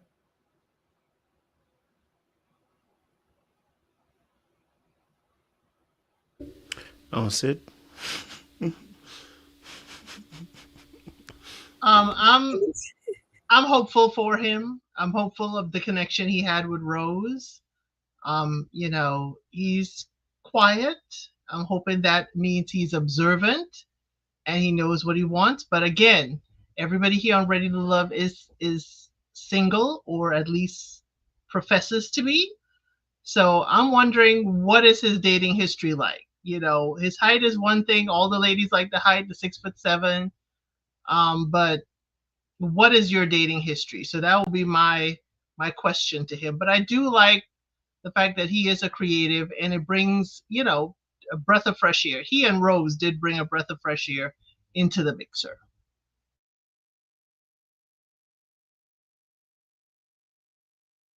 I mean, listen, I like his energy. I think he's very calm, very chill. You know, like I said, he's an enigma. So it's really cool. Like, he's 6'7" and into interior design. I'm sure he gets that a lot from people. Like Sean said, he's involved in an atmosphere. Oh, sorry, in a business sector, which is oftentimes it has usually women involved a lot more. So it's, you know, it's again, it's an enigma situation. So he seemed pretty cool. I don't have any negatives for him as of yet. I think he navigated his way around quite well. He was dressed quite well too, as well. You know, I think there was a lot of positives in that respect for him. Again, we will wait to see, of course, later on in the show how it plays out. It's always interesting how people develop throughout the show. But for now, I think it's you know, a good start from him. And you know, I think he can potentially do well. But you know, I thought the same thing about this last season, and yeah, we were wrong. So we'll definitely see how he deals with vulnerability and stuff, and we'll see if he's able to be open about his life as well. Okay, let's if anyone else got any additions, sorry, I should probably say first before I shift it away from Mr. Hussein. No? Okay, fantastic. Let's shift away from Mr. Hussein then. Let's talk a little bit about Rocky, okay, and Calil, because they were talking and they were vibesing, okay? They were talking and vibesing. And then I got a couple other things. I got like my chest down or something. Oh, okay. But I don't know. I never really counted. You know how many you got? Yeah, because people ask me all the time. No, that's a fact. Me too, I got them that's done. good right here. All right, so Rocky, Calil, you know, they were quite interesting. They were talking quite a bit together as well. They seemed to almost get lost in each other. In fact, they almost forgot they had talked to everyone else. So, you know, seemingly a good vibe. You know, he was instantly drawn by Rocky, and Rocky seems very comfortable with him as well. So, I want to get you guys' thoughts. What's your thoughts on Rocky and Calil? How did you see their connection? How do you see Rocky? How do you see Calil? What's your thoughts on them? Who would like to kick it off? I'll start. Go for it. I think they, you know, they got along like fishing, you know, fish and grease. You know, they just were getting on really well. That's a lot of getting on. Yeah, you know, I think, and too much because, you know, we'll see later, it impacted Calil, you know. So I think although they were starting to really vibe, that is the danger of in that like mixer environment that you want to spread yourself out a little bit more. And I think they both missed the mark and the opportunity to do that, more Calil than Rocky. I do, you know, but I like their conversation. They seem to, you know, have a lot in common. I don't remember what they were talking about specifically, but there was a topic that I think they just both connected on, and then it just kind of went from there, and they were like ping-ponging. So I thought that was a good conversation flow. When you can have that with somebody, it's like you want to spend all your time with them, but again, it's not like it's a first date there, and they need to make sure they meet everybody. But I did take note of that when I was watching, that they really were kind of going back and forth. She would chime. I like the pacing of their interaction. You know, he would say something, she would pop in. He would do it. It was a lot of good back and forth and banter. So, you know, I like that for him.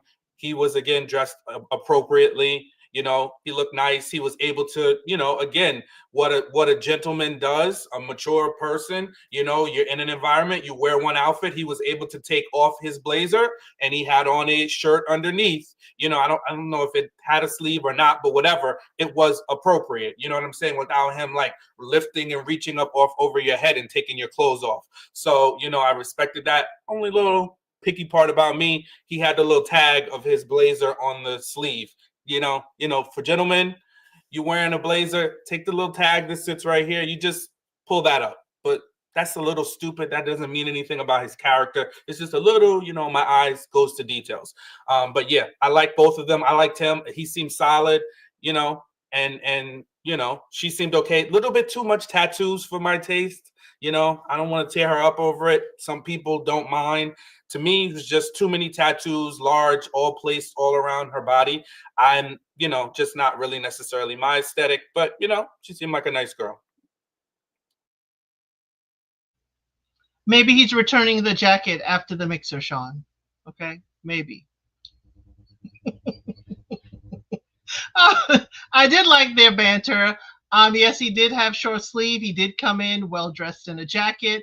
I did like that he was able, he told us that the sleeves, you know, one was in dedication to his brother, his other sleeve was for his travels, and they got that great banter. But Rocky was very aware, and I like that about her. She was very aware, like, uh-oh, I'm kind of falling in with this one, and I've got to work the room. I need the votes of all the men around. Now, Rocky's a little bit rough around the edges, certainly. But, you know, y'all go, her press photo is much more put together. I think they kind of probably kept her on the side and let them in, you know, slowly, one by one. And by then she was feeling the heat outside. You know, they knew Philly was like 100 degrees last summer. They should have known to keep this mixer indoors. I'm sorry. They did it to the crew. But she had great energy with all of that. And no matter what you thought about maybe the outfit that production approved, she had great energy. And everybody felt it. She had great conversation. And I think she will totally go further as the weeks go on. Because there's a whole lot of other more problematic people in there than Rocky.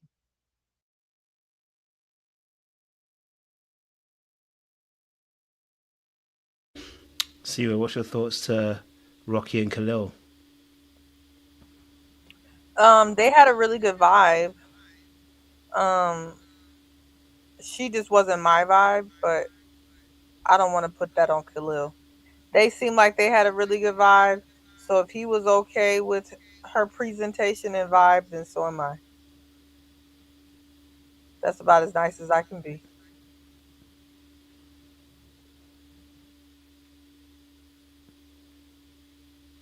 Can we just shout Seaway out for that? That's some enormous growth right there. Yeah, I held my berated breath. Sound effect, your applause sound effect. I held my berated breath. So look, yes. It wasn't for me. It's not. I don't have to date her, so if he's cool with it, I'm cool with it. I definitely hear you. Yeah. I definitely hear you. How about her personality? Oh, yes, go for it, Elsid. Hey, there's a lot in the cast, the Philly cast, that's, you know, not for me, especially from the first mixer. But hey, they like it. I love it. I mean, because she seems like a nice girl. She seems like she has really good energy. And so when people give me good energy, I like to give them good energy back. So she did give us good energy, right? I just think there's some other stuff that just are not for me.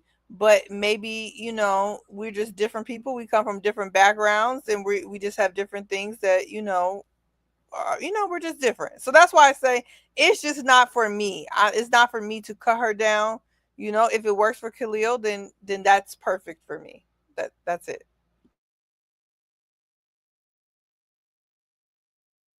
Definitely hear you in that space as well. Okay, what about Calil? I mean, any other thoughts with Calil? I mean, he obviously, you know, he almost got put to chopping block because of him sticking with Rocky quite a bit as well. But any other thoughts on Calil in that space? If not, we'll move on. It's fine.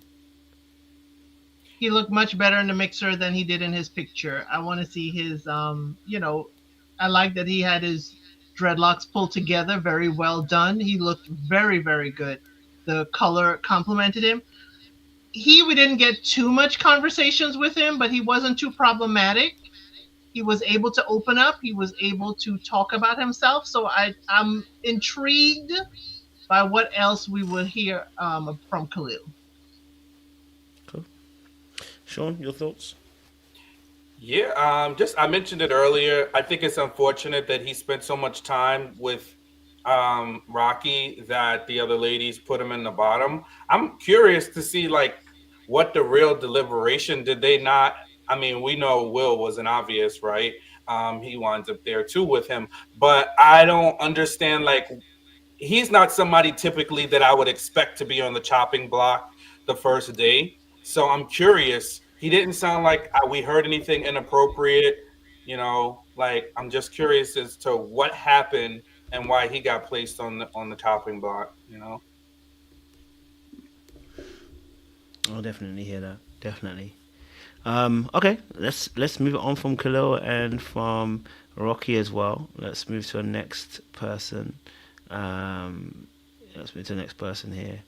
Obviously, you want to get through to your fireman Cam, who seemed to be a good ladies pick here. So we'll just get a little clip of him. Cam. But I'm gonna give you this benefit. I'm 38. 38? Okay, that's not bad. Are you open to dating women with children? I never had before, but I'm open. I didn't know that a grown man could get baby fever, but for some reason the age. All right, Cam. You know, the firefighter on the other side. Okay, a brother trying to save lives. What's your guys' thoughts on Cam? How did you receive him? What was your perspective on the way he showed up? You know, on this particular episode. Elsid, why are you looking at that? Talk to me. Cam already changing. He got baby fever. Okay. Yeah. Firefighter, you need to put that out. He kind of slid on the religious talk. That's where he kind of like fell to the wayside. So I'm not under. He had to know it was coming, and I'm thinking possibly he was, nervous and awestruck with Rose's beauty and all of that. But after that, I kind of, had Cam on. You may be real good to look at, but I'm not sure there's much more. But at least he said he was open to dating someone with kids. But I want to know, he hadn't dated anyone with kids before. Was that intentional? And will he understand the demands of parenthood if he did date Rose? So that's my question. At least he's open to it. But that whole baby fever comment, I wasn't feeling it. I'm sorry. I was just so disappointed that the religion conversation went that way, because he really was one of my faves. He was so he seemed so grounded, even killed, handsome. But when you start with the I don't mind whatever you do with your religion, I'm just gonna do me. Yeah, I mean, I'm sure it'll work for somebody. For a good majority of the Black community, he may be striking out quite a bit. But yeah, maybe that'll work for somebody, but that was unfortunate. I could see Rose's immediate disappointment because she really liked him, but there's just certain things that you just can't make exceptions on, and that's just one of them. So I was like, gosh darn it, I felt bad for Rose because I liked him. I thought Cam was cool. Dang. Yeah, that's about it.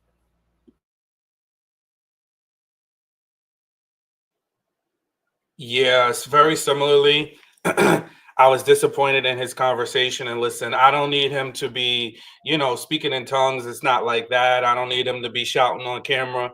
But,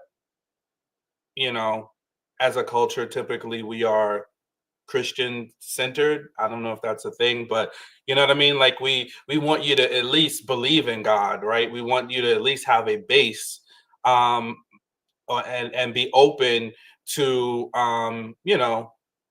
go to church with your wife and your family and, kind of start to instill some level of values. you know, or be about something, have something. And he just seemed to just kind of be very, you know, whimsical about his beliefs. So I just would want him to, you know, be a little bit more grounded. Then another thing that did give me pause was when she asked him about, and which is a great question. Listen, this is why I love me some Rose. She asked him about his relationships with his family, and he just flim-flam through that. You know, sounded like there really wasn't a lot of good relationships there for whatever reason. I didn't hear, you know, for somebody to be disconnected from their family, I didn't hear anything. And we've heard like people say, oh, my family relocated to Atlanta, but we try to get together in the holidays. It sounded like there was a lot of familial drama there and disconnect. And it didn't sound like he healed from that. And I think that could also be part of the reason why he's got some issues with organized religion, or, you know, things like that, or his relationship with, you know, because he just said, you know, yeah, I'm sure there's a higher power. He kind of was very flippant about it, you know, because even some people who are like, you know, I'm not really a church person, and I can respect that, because, you know, organized religion does have its things, and church, especially Black church culture, has its things. But if he'd say, you know, I believe in having my own personal relationship with God, then we could start to respect that, because it's like, hey, but you know, when he talked about the family and the church thing together, and you know, his belief systems, I didn't really, I think that there's some things there. Yeah, no, that's fair. Go for it, ahead. I was No, gonna say I completely agree. I'm trying to see who said it. Yeah, it was Felicia Cooper. Yeah, he has a lot of hidden traumas. I did like him still overall, but I think he has a lot of hidden traumas. And I think Rose, who seems like she got her head on her shoulders and, you know, has a lot of respect for herself, she seemed like immediately she peeped that the religion, the family thing, and kind of moved around, because he probably needs to go sort that out. I do have a question. It's 2025, and I hear a lot of even Black people saying that they're not religious, they're spiritual, but they seem like they're saying, using the term spiritual for non-denominational or not structured religion. Is that what they're using spiritual for nowadays? I keep hearing this and I don't know what this means. Do y'all know? Because even Rose said something like that. They go back and forth with it. Some people, either they're non-denominational or they're, because it's not a denomination, it's just spiritual. They go back and forth. Now, what I've seen in a rise is that they have faith. Okay. Because I keep seeing that, and I've never heard Black people say that until like recently. They're like, oh yeah, like I'm just very spiritual. And I always thought, yeah, DJ, I always thought spiritual is them crystals, but that's not how they mean it. They mean it like, I guess they believe in God, but they're not like Methodist or Baptist or I guess when in Rome say, or like not active in the church. I just be trying to understand, because people be using that word, and to me it reminds me how people say I hooked up with the guy, and I'm like, stop using that word. What does hook up mean? Hook up can mean one thing to you and another thing to me. Tell me what it is, because if you tell me you saying you spiritual, I'm thinking you praying to tarot cards, but you may just mean something else. I just don't like the word, but you know. Yeah, I think I've seen people use it loosely in a variety of ways. Some, like you said, like they believe in God, they believe in Jesus, but don't really affiliate with a particular church. Some people believe in God, but then they have respect for other religions, so they may dabble in a little Buddha, they may dabble in a little, you know, believe in some, you know, things that are, you know, from the Muslim faith. I think in our, you know, new generation, people pick and take different pieces and parts of different things. So somebody put it in the chat. I think they said we need to ask them what it means to them when they say it, because a lot of times it could mean something different for every person. Right. Yeah. Well, it's just one of those terms. Yeah, I be having to ask. Yeah, true love. I be having to ask. I'm like, what do you mean by that? So we can get some clarity. Because if you talking about you just ain't going to church right now, shoot, neither am I right now. They done pissed me off. and I ain't effing with them at this very moment. Sure ain't. But I don't necessarily call myself spiritual. I still believe that, you know, the Lord is my savior. Okay, died for my sins, all that. Jesus died for my sins. So I still believe in that. So I don't know if I say I'm spiritual. Now, if someone say, are you Methodist or Baptist? I'm Methodist, I guess, but I ain't gonna fight about it. You know what I mean? Like, so I don't know what people be. If you send me to a non-denominational church and I like them, I'll go. You know, so yeah, it'd be confusing. Anyway, you back on track, Kojo. I just wanted to know if I was the only one who'd be confused by that a little bit. No, I think it's important because obviously faith is very important to a lot of people. So it just depends on how serious they are. I mean, listen, hey, I didn't really think his non-religious or spiritual response was actually an issue because I don't know what the heck Rose was also talking about. I said she's spiritual. That is a very bland, very vague. It's very hoopty in the air response. I'm thinking crystals like you, Seaway. So I don't know what she meant by being spiritual. But I think it's because of his adversity to the fact that even when she mentioned the word prayer, but again, what's the point of praying if you're praying to somebody that's not Jesus? I'm just going to be honest with you. Those of you who are watching us, we are Christians here. So you praying to anything else, you're praying to some idols and some devils, okay?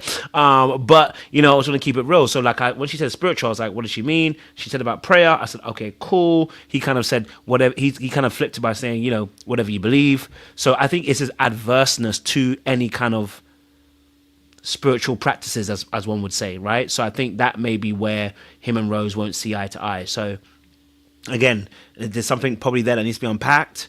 Maybe there's something that he's experienced. It probably has experience where he's talking about it. That maybe if he was to unpack it a little bit, maybe he would have a better understanding of where it's coming from. So maybe they'll explore that on the rest of the show. So we'll see what ends up happening for him on the rest of the show. Whether he slips and slides and changes it. Maybe you just, you know, maybe it'll become something different for him later on. Who knows? But he seems to have made his mind up that he's willing to take on Rose, at least for now. And we'll see where it goes from there, you know? Any other perspectives on... Yeah, go for it. In the comments says, let's respect other people's religious beliefs. I don't know who disrespected other people's it's probably because I said other people pray to demons and devils. Just if you're new here, we are Christians, so anything else apart from Jesus is an idol. It's a false god. So it will be unfortunately taken that way, and I know that it may be offensive, but it is what it is. So I don't shirk on my faith on that and respect, unfortunately. But you know, yeah, it was a very broad answer when it came to spiritual. So to be fair, she can be open. You know what I mean? So we'll see how that goes. Any other thoughts on Cam and his connection? No. Look, that means you need your bucket hat back, because the fact that you got followers who don't know that this is a Christian channel, that's saying more about you than it is about them. You need your bucket hat back. I am bringing that bucket hat back. I am bringing that bucket hat back. Bucket hat code. You see how sexy his hairline is? I am bringing that bucket hat back. I'm getting new haircuts every week. Okay. You need some prayer time, okay?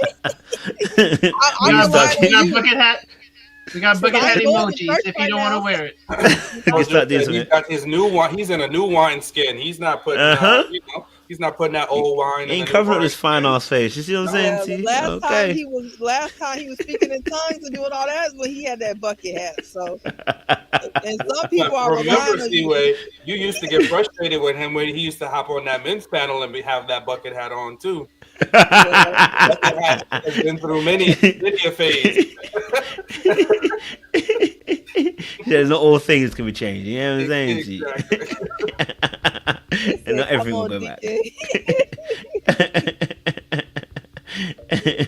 real one, but you was a prayer warrior, okay? You was gonna pray us through it, not talk you through it, pray us through it.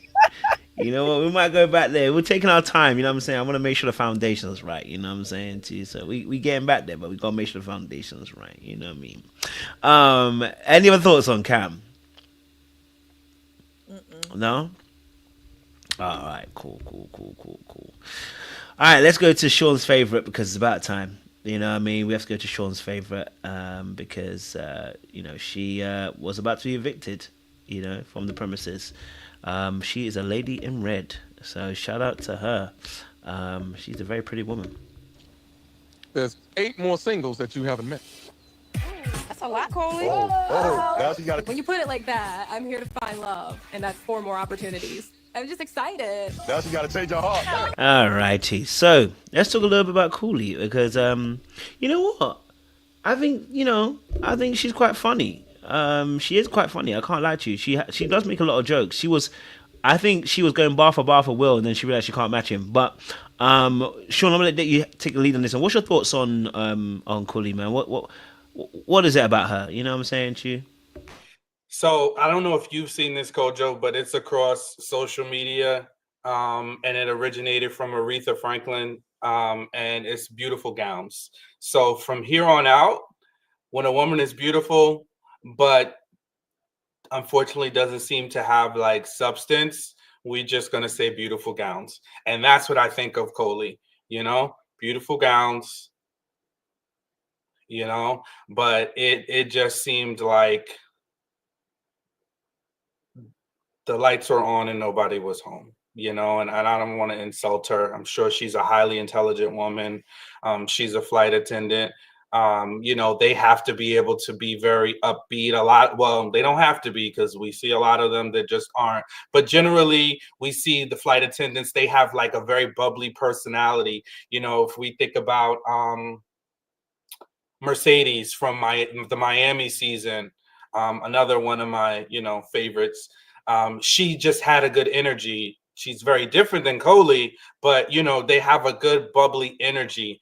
And I think, she's got that going for herself. But at the end of the day, some of the comments she was making, she was talking to the firefighter guy, and then she just went down this path. Is there a poll? She started talking about, does he have Dalmatians?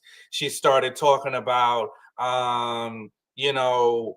when she first got to Philly, wherever she was from. I never heard her mention where she was from, but, she thought there was pollution or something in the air and it wound up being snow.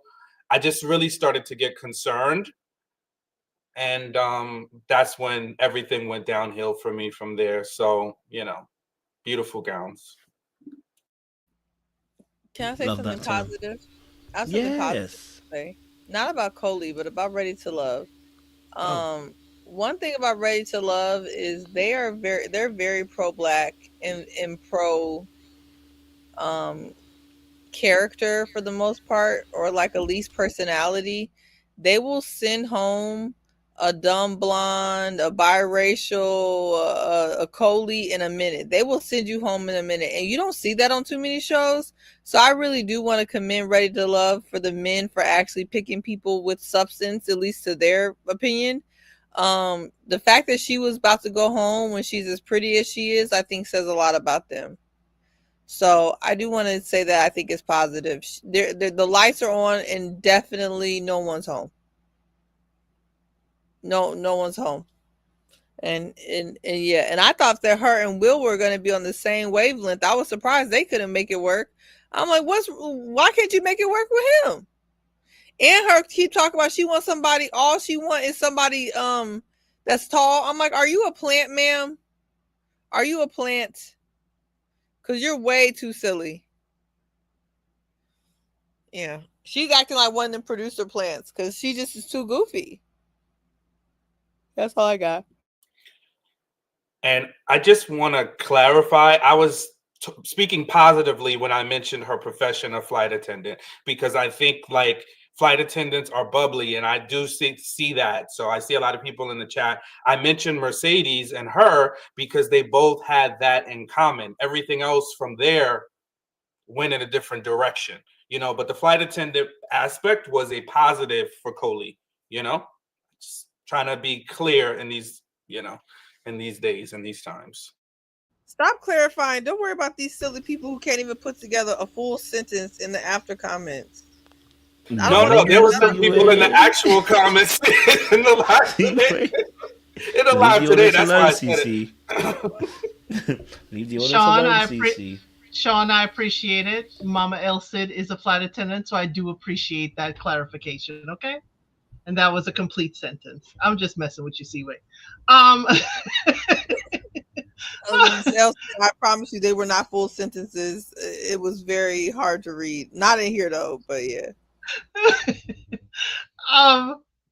Okay, I had thought she was absolutely gorgeous when she came in. The dress was dressing, but then she was talking about stuff, and I don't know a single person that didn't side-eye Fritz when he was asking for buddy passes.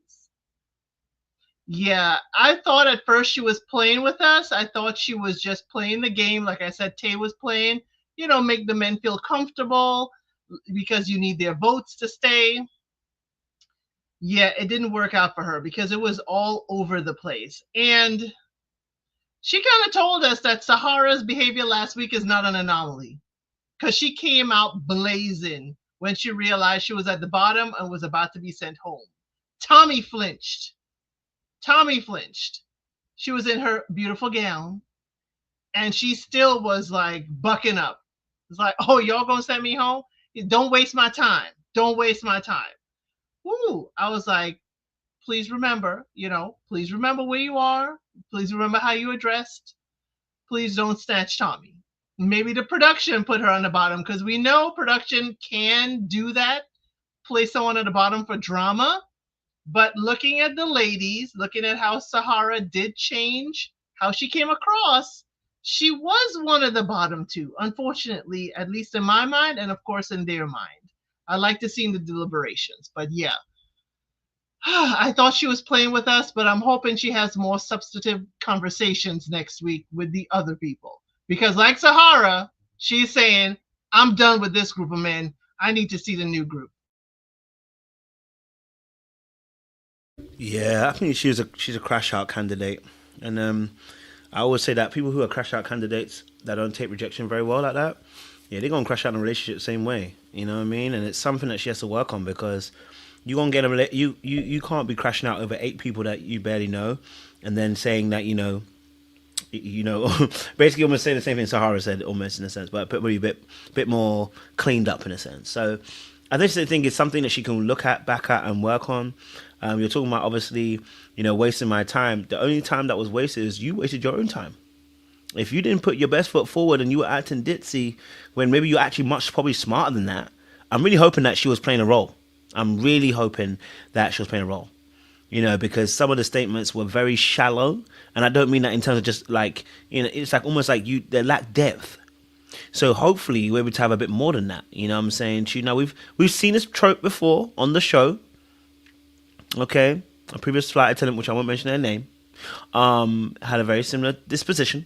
Okay, so I don't know. It's a familiar role we've seen with certain people, right? That they play this kind of like ditzy role, and I honestly, for me personally, it's unattractive. I mean, if you've got nothing knocking around your head top, for me, it's unattractive. I don't care how fine you are, because as soon as I hear it conk conk conk conk conk in your head, I'm like, oh no, I can't do it. I can't do it.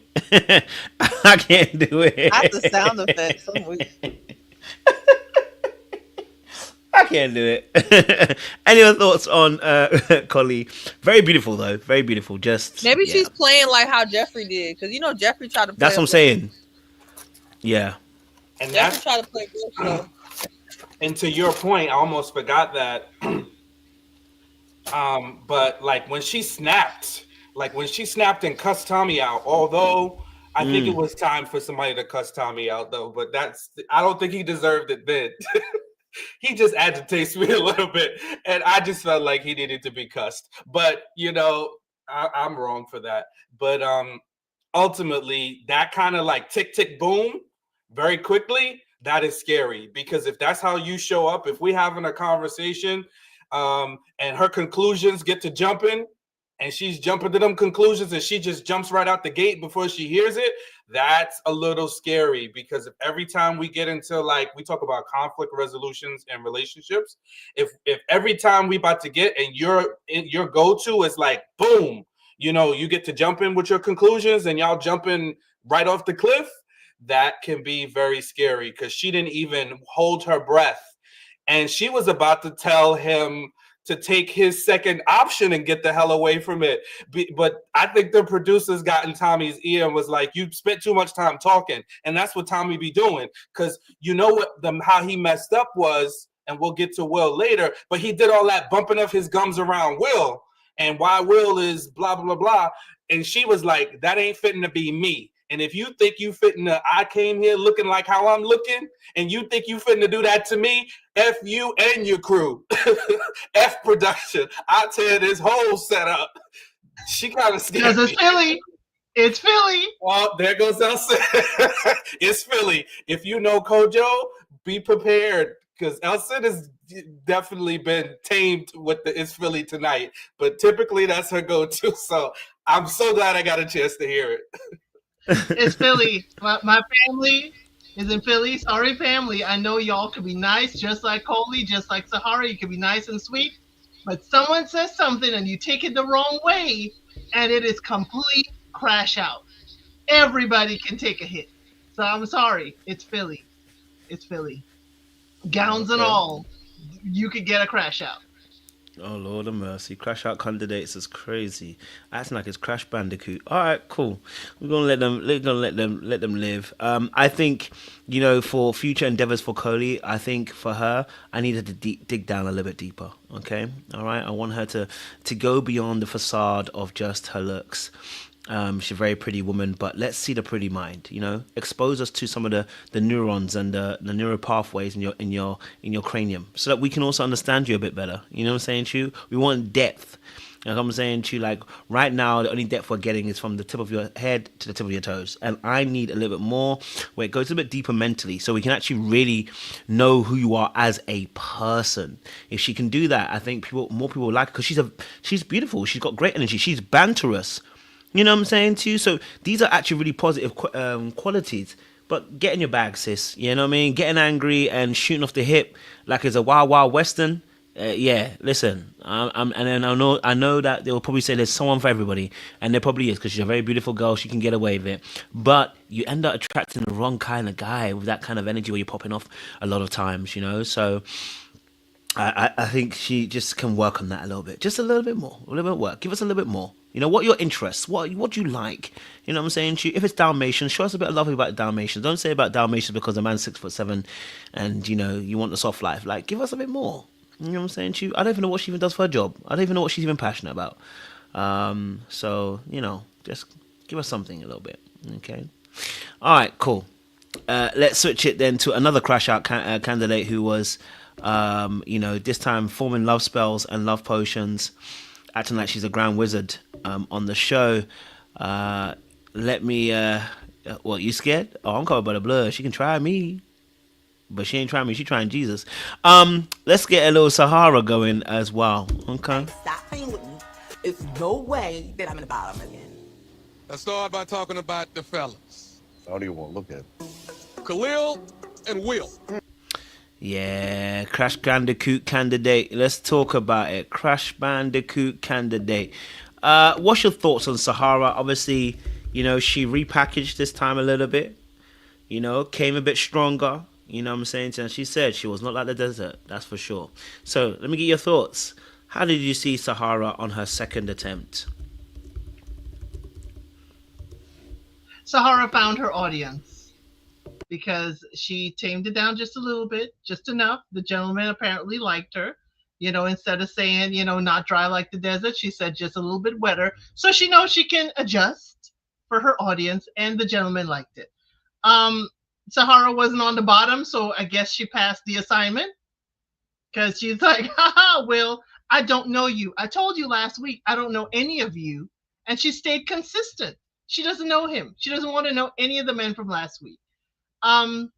We shall see what transpires, because she also was telling Coley when she was up there, ain't no one better in the next group. Don't let Tommy feed you that. So she passed the assignment. She got further. She's staying. She was not in the bottom two. So hey, I guess she made it. Yes, crash out, I do believe, but hey, she found her audience.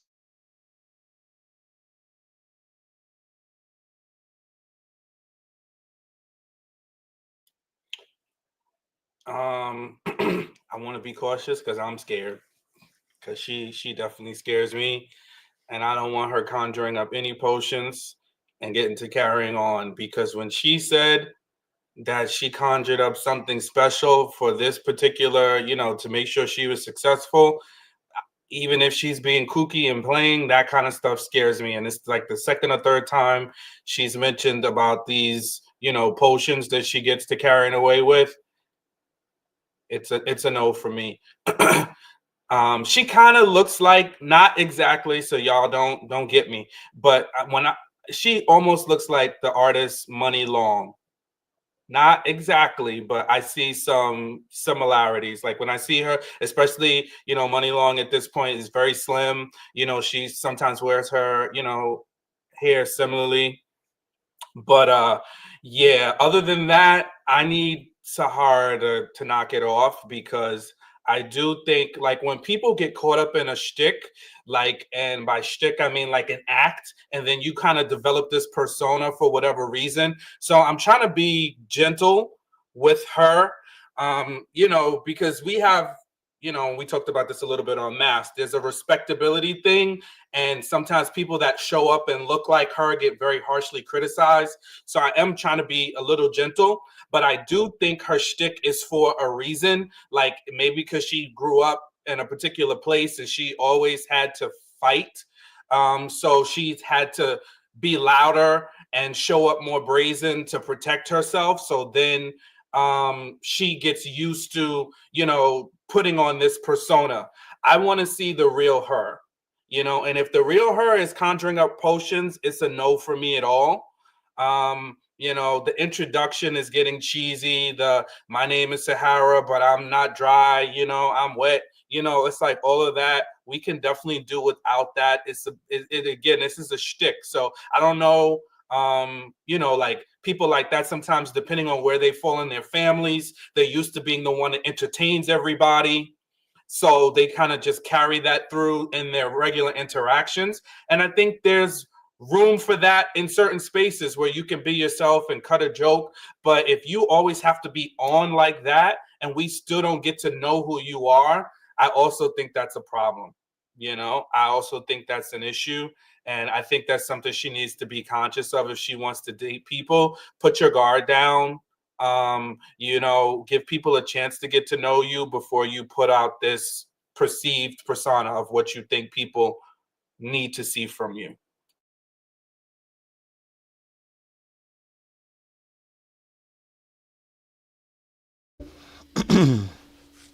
Listen, crash out candidate's crazy. But listen, darling, if we're doing love potions, I need you to stop it. Pack it in. Okay? Pack it in. All right? I'm not even talking about the fact that this is demonic from a Christian perspective, but just pack it in. If these love potions, burying stuff underneath the ground, sis, if you can't catch a man with just being your own essence and your own thing, my sis, we are messing around in things that we don't need to mess around with. I just think it's dangerous to be doing them kind of things. But anyway, aside of that stuff, she definitely came in better. She knew her market. She had definitely applied herself better. You know what I'm saying? I think that's all it needed. This is what Will needed to learn. Like he needed to come and sit down with Sahara. Maybe she needed a little sprinkle on his head top and make him change his ways, because that's the person who needs a little bit of a potion. But she at least knew that, listen, let me try a little bit something different. You know what I mean? And she found a market that worked for her. Cam was the one that, picked it up. And it seems like by the previews, he ain't about to put it down. So maybe that potion be working, because it looked like in the previews that he defended her hard. Okay. I just think to myself that, I feel like, for her, that she did a better job in terms of coming in, better job in terms of conversing, and the sexual joke wasn't as heavy, even though it was quite an explicit one, but it's the way she kind of dropped it. It's the way she kind of dropped it, that it just felt a little bit like more of a passing comment rather than it being heavy and lingering. You know what I'm saying? That's what made the difference this time around when she said it. She just, the little comment. Listen, yeah, I'm a desert, but I'm a little bit wetter, and then kept it moving. So it's not lingering. So shout out to her. The little tweaks make a difference. The little tweaks make a difference. So I appreciate her for making those tweaks. That's how you make a better impression. And she wasn't at the bottom this time as well.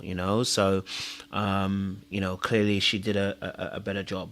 Any other thoughts on Sahara? Not like the desert. No. El Cid, you want to talk about the flat Earth? Oh yes. Thank you, Sean, for mentioning what I said I was not going to mention in the private chat. Thank you. Thank you so much. I didn't say that. I just said, do you want to talk about it? Because I would have if you didn't want to. I said I was not going to mention the flat Earth theory. My bad. I'll talk about it. I don't mind because that was wild. Yeah, go ahead. I just think it's too much. She passed the assignment this week. She's on to the next round, so I'm gonna leave it there. Yeah, I think and we'll get to him. I forget the guy's name. The guy with the shoulders. What's his name in the lots? I don't remember his name. But they had that wild conversation about Calil. Calil. Oh, I thought it was the other guy. The guy. Fritz? Yeah, I thought it was him she Fritz. was talking about. Yeah, okay, Fritz, yeah. But nevertheless, and he was trying to work with her. You know, bless his heart. He was really trying to work with her. And, you know, she was dead set. She said, no, it's not. You know, it's not. I don't care. So to me, Sahara, she got it can be funny, but then it's not funny if she's really serious about that. You know, like we are now in 2025. There's whole pictures of what the Earth looks like from, you know, space. So if she's a conspiracy theorist too, on top of everything else, where you think those pictures are man-made to convince us, I think that now I'm really scared because there's whole pictures of what the Earth looks like from, you know, outer space. So if you don't believe those pictures and you think there is a whole conspiracy around why the world wants us to think that it's, you know, why people want us to believe the world is round, I'm actually more concerned about that than about the fact that you might think that the Earth is flat. Definitely hear on that. Listen, I definitely hear on that. You know, shout out to her though. She defended her beliefs and said, "Listen, there ain't no way." Okay, so I'm, you know, I'm gonna let her have her beliefs in that respect. I find that listening, that's more plausible than her talking about love and love potions. So I'm gonna let her have it. Any other thoughts on Sahara? Any other thoughts on Sahara? No. Okay, so I think we've got one or two left in terms of people. So let me. I think we haven't done Fritz, haven't I? I haven't done it with you guys. And then I think, who is left? Is anybody left after that? I think Fritz is our last person, right? Yeah, Fritz is our last person, it seems. So let me get Fritz up. Did you cover Will or no? You covered Will? Okay. Yeah, he was our first one. All right, cool. We got Fritz. I told myself what I might gain on this is more than what I'm going to lose. And that's the truth. On that. And that's the truth. Yeah, you're losing some liquid, some cash, but I could be gaining a whole lot. I like the fact that he has been to many. All right, so Fritz just done told us that first and foremost, you know what I mean, he didn't put the insurance on his holiday, so that's gone down the drain. I thought that was a subtle flex, I can't lie to you. I was meant to go to Panama, and yeah, well, I allowed it just to go because I wanted to be here. Okay, Negro. What's your guys' thoughts on Fritz? I think that was a subtle flex, but what's your thoughts on him? You know, I think he came across quite well. I can't lie to you. As much as I'm joking and bantering, he did come across quite well. And you know, he's well traveled. He has seen the world. You know, been to 30 different countries. Not many people can say they've been to 30 different countries. You know what I'm saying to you? He's got a passport and it's stamped. So what's your guys' thoughts on Fritz? I know Elsa rolling her eyes because she ain't approved. But what's your thoughts of Fritz? Talk to me. And was it him that said buddy pass request? Was it him? Yes, it was him that asked for a buddy pass. What is so that? I don't know if you're going around the world to steal Sean's phrase. Been around the world. I. Is he doing it on buddy passes? How are we going around the world?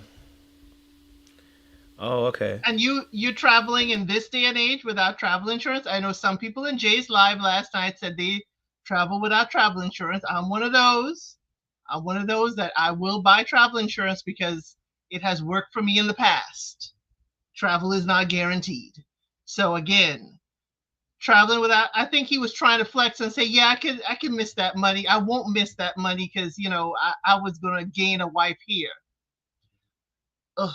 whatever. But you know, he had pleasant conversation otherwise with the other ladies. But I'm not buying it. I need to hear more from him to really pin him down. But the whole travel around the world, taking pictures, yeah, I need to know more from him. You know, I'm not going to put him in the category of a passport bro, as some people have in last night's live, but I will say that I need to know more. But he's given me my spidey senses are saying something ain't altogether there. What did he say he was doing in these different places? He was there on it was business, traveling for business. He's a wealth manager. He's a wealth management. He's in wealth management, he said. Okay. Kojo, you know, because I think you kind of questioned the buddy pass. Do you know what that is? No, I don't know what that is. What is that? Oh, it's the benefits that a flight attendant gets. Where they can give somebody a free travel, so the person can also have the same benefits as them when they're traveling. So if you're going with a spouse, it's like, or you can, you know, they can extend it to friends and family members. They could just here take this ticket and you just, you know. But the setup is not traditional. It's not like you can just book a trip for, you know, the 30th of November and you can use the buddy pass. A lot of times it's kind of very, and Elsa can probably, you know, correct me a little bit, but it's not as like guaranteed. You know what I'm saying? Like if you know you going to Ghana, you book your ticket for Ghana because you want to go on December 15th. Sometimes with buddy passes, you can't necessarily go on the exact day you want to go, or sometimes you show up and you kind of just push to the side. Thank you, Elsa. Like standby. Like standby. Okay, so it's lastminute.com. Okay. Okay, fair enough. Yeah, in reference to Fritz, he seems to be running through things swimmingly. Felicia, don't come for me. No, I'm one of those people, like I just retain little silly information about things. So if I glom onto something, it just sticks in my head for whatever reason. I've never used a buddy pass. I wouldn't mind, I wouldn't mind a buddy pass though, so. How many flight attendants do you know though, Sean? I know Mercedes, and I know maybe like one other person in my life has been a flight attendant. They're no longer, but in my life, but I did know a flight attendant. But nevertheless, enough about me. Fritz seems to be moving swimmingly through this process. And to be honest, I didn't think, like, when I just saw him, I thought he might not have. But, shout out to the ladies. They have really gotten to know him and liked his personality. So, maybe Kojo, we just have to listen to what the ladies tell us. They can like a guy and his personality and energy and, really get to know them, because it seems like the ladies really, really liked him a lot. So good for him. Let's see more. The buddy pass did quite annoy a few of the ladies. So, I didn't pick up on it, but they did. So, that could be something where he's looking to take advantage of your benefits. But other than that, that's it. Ain't no point having benefits if you ain't gonna use it. Let me put it to work. You know what I'm saying to you? Make you feel like you're actually doing something out here. I hear it. Shout out. I hear that still. I'll definitely have to message my friend. She's in the airlines. I need to get some of these discounts. Okay. Fantastic. Any other thoughts around Fritz? Any other thoughts? See what I don't know if you said anything about Fritz. I didn't have anything else to add. Sean covered what I was gonna say. Said to a degree, yeah. I don't have anything else to add. Except for he was a lot better than what I thought he was gonna give off that picture. But him traveling all over the world, I'm just not impressed. But maybe somebody else is. I done been all over the world too. I'm more impressed by you sitting down. Anyway. Damn. Brother can't even get a point here for being a traveler around the world. Damn. No, because where you going and what you doing? Don't know what he said doing. He's on balconies. And who are you going with? Maybe his ex. Who knows? I don't know. Maybe he's ex. Maybe he's got a female best friend, a woman best friend. So I should say. You know what I'm saying to you? You know, because a lot of people believe in women and men being friends. So, you know. And is that ex the best friend as well? We can't confirm or deny, but it might be. Listen, how many ladies have said they want their dude to have a passport, you know, and to be well traveled? Now we can't even travel. We can't even get on a plane. Let me get into my toxic bag, you know? Like, it's gonna be we can't sassy do in a minute, that's for nothing. sure. We can't even have joy. We can't travel. And He said, no. What kind of trips are you taking, Sean? What kind of trips? All types of trips, you know, solo trips, family trips, friend trips, vacation. And what kind of tips? What kind of tips are you leaving? What kind of tips are you leaving, Sean? The financial kind. Okay.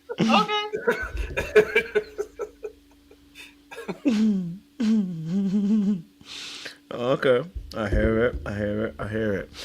All right, I think that's the frequency of everybody here. They had less conversations with each other and more kind of like solo this one than last week. Last week we had a bit more conversation that we really could get into, but this one they had less. Hopefully they kick it again, kick it up a storm again next week as well. So we'll be in there. Okay, well I'll bring this to a close, but if Deacon Sean can close us out, I think that's it. We've reached our quota of people today, so go for it, Sean. Give us a nice little breakdown. I wasn't ready. Take your time, bro. You know what I'm saying to you. Take your time. Don't rush this one, bro. I wasn't ready. I feel pressured. Oh wait, take a second. Then I got super chat I need to read out. Phil said, "What's the difference between Shanice and deonna?" And I know he was definitely aiming at you. And you can answer that. Yeah, he definitely was aiming at you because you was the one that said deonna weren't fine. I said deonna's fine. So, she's definitely aiming at you. So. No, I think he was talking about that came up with the jobs. I didn't even talk about deonna in this episode, and my deonna commentary was more behind the scenes. You know. Wow. I think this was because deonna did a lot of talking around being a firefighter and that, and so I guess he was trying to say like, what's the difference between Shanice talking about her job? But you know, if he's still in here, he can clarify. You know. But either way, I think that the way Shanice did it was very different. It was like deonna was more layered in the way she talked about what she did. And I think there was general interest from whoever she was sitting across. I don't know who the guy was, but whoever she was sitting across was genuinely interested in her being a firefighter and asked her some questions. Eddie. Mm-hmm. You know, and then she talked about, I don't know if she said it there, but she kind of like made a transition from like how she also she wants to get out of that image of being a firefighter. I don't know if she said that in a confessional or if she said it in that conversation, but I did like the fact that she made a distinction, right? Because I think this is important. It's not like you can't ever talk about your job as a woman. I would hate for any woman to feel that constricted, but she did a great job of saying, I don't want my identity, because I know I'm in a male-dominated field. I don't want my identity to be taken over by that. I want to be able to be soft. And I really liked how she made that bridge to talk about her career and then herself. So I think that I'm glad Phil did send that super chat. That was a great way of how you make that bridge and really have a full circle conversation about yourself and career. She also started with a joke. She did say, hey, I'm a stripper. I work on a pole. And it kind of set him aback. He got a good chuckle. And then she said she was a firefighter, but she did not talk about being a firefighter and every piece of equipment that she works with. That's the difference between her and Shanice. Shanice just very clinically was listing out all of her entire resume, whereas deonna was more personable and she had other things to talk about other than being a firefighter.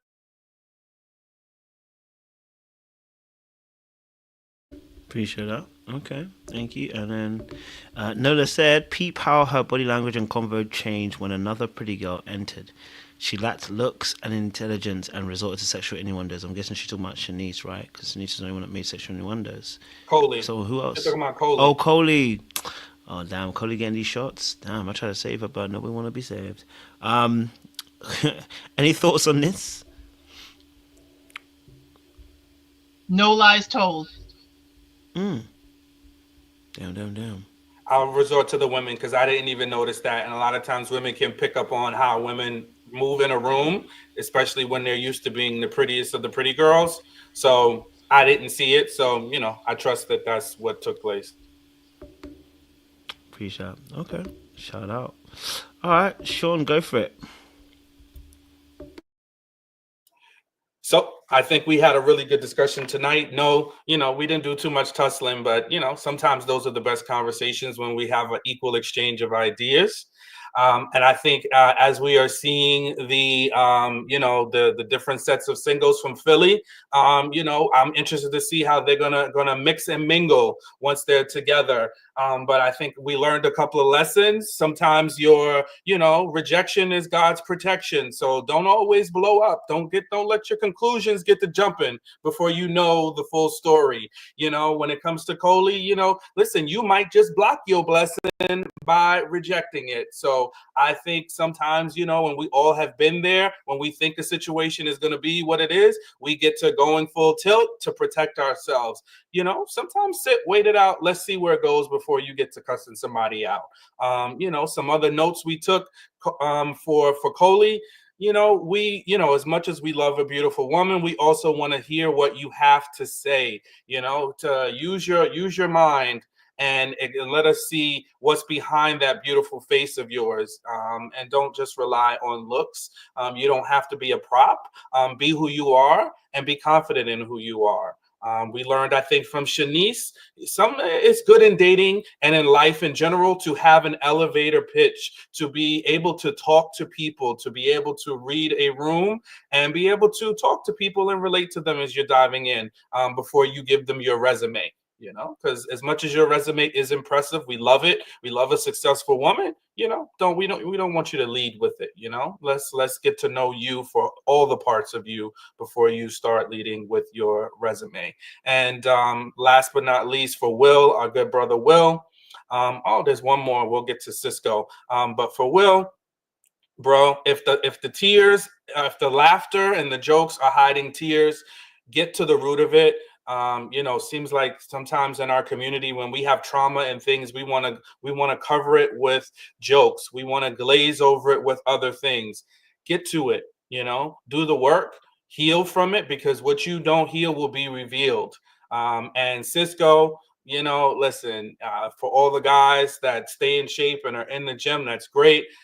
We just like Coley, we don't need you to lead with that. Show us who you are, tell us who you are, talk about your personality. And also, you don't need to, you know, gaslight so quickly, because you might turn into one big red flag. So, you know, if you got some skeletons in your closet, keep them there. You know, don't try to reveal a little bit of them to try to set somebody up for future destruction. Back to you, Kojo. Thank you very much, Sean. Appreciate it. Listen, audience, it's been a wonderful and amazing time. Listen, we've had a good time, haven't we? Huh? We had 400 people in the room, and listen, enjoying the show, enjoying the conversation, enjoying the panels. We're going to be back here again next Saturday for another enthralling conversation about Ready to Love. Hopefully next week we'll get to see a bit more of these new couples, new people coming in. And there'll be more to talk about and more to dissect as well. So tomorrow we have Love is Blind. We're doing from episode 1 to 6. It's a lot of episodes, I know, to go through, so it's quite a bit to sink your teeth into. But we're doing that 5 p.m. EST, 10 p.m. UK GMT time. But listen, we are looking forward to chopping up that particular those particular episodes. I know a lot of people are actually not watching Love is Blind this year, I believe, because the diversity is off. It's not as diversified as they wanted this year, so I totally understand it. You've probably seen a few more Caucasoids than you usually used to, but don't worry about it. Listen, I'm enjoying it. I can't lie to you, I'm enjoying it. It's very intriguing. So, you know, tune in. You know, tomorrow we'll be talking about it and having a good time about it. So we look forward to seeing you. But listen, for those of you who contributed towards the super chats and those who gifted also memberships to people as well. Thank you so much. Shout out to Robin Nelson, who also joined the membership as well. We appreciate you for joining the gang. Again, tomorrow we will be live, but we'll be members only once more again. So make sure you guys have actually jumped into that. Someone said, has Netflix cancelled DEI there too? More than likely. More than likely, you're gonna earn your spot. Kojo, no, they haven't. I've heard there's going to be I got some insider information. There's a very interesting show that is very DEI that will be coming to Netflix in the near future. Fantastic. Okay, so Netflix are not doing DEI mischiefs. We thank God. Oh, look at that. The Lord is working through. All right, listen, audience, it's been appreciated. Make sure you like the live on the way out. We appreciate you as well. Married at First Sight. Married at First Sight Australia at 3 p.m. EST. Myself, El Cid will be going on it, and I'm sure I think JR probably will join us as well later on as well. So listen, if you're not watching Married at First Sight Australia, you're missing out. It's a great show. A lot of carnage. If you want to see carnage, that it's just started. It's just about to reach the tip of the iceberg. We're now about to start unpacking some of that carnage. So you'll be joining at the right time as well, which is the end of what? We're in week 3 now. Is this week 3 of Married at First Sight or week 2?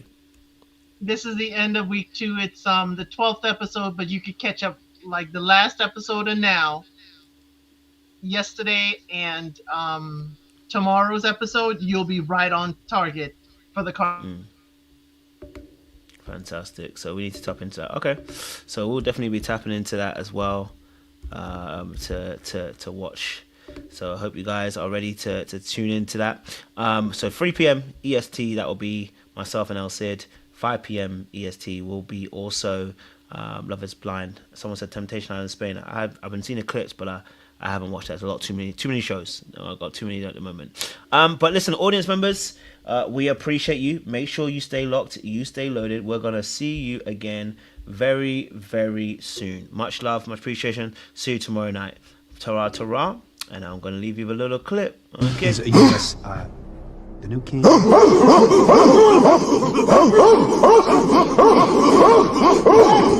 Little black book. You know what time it is.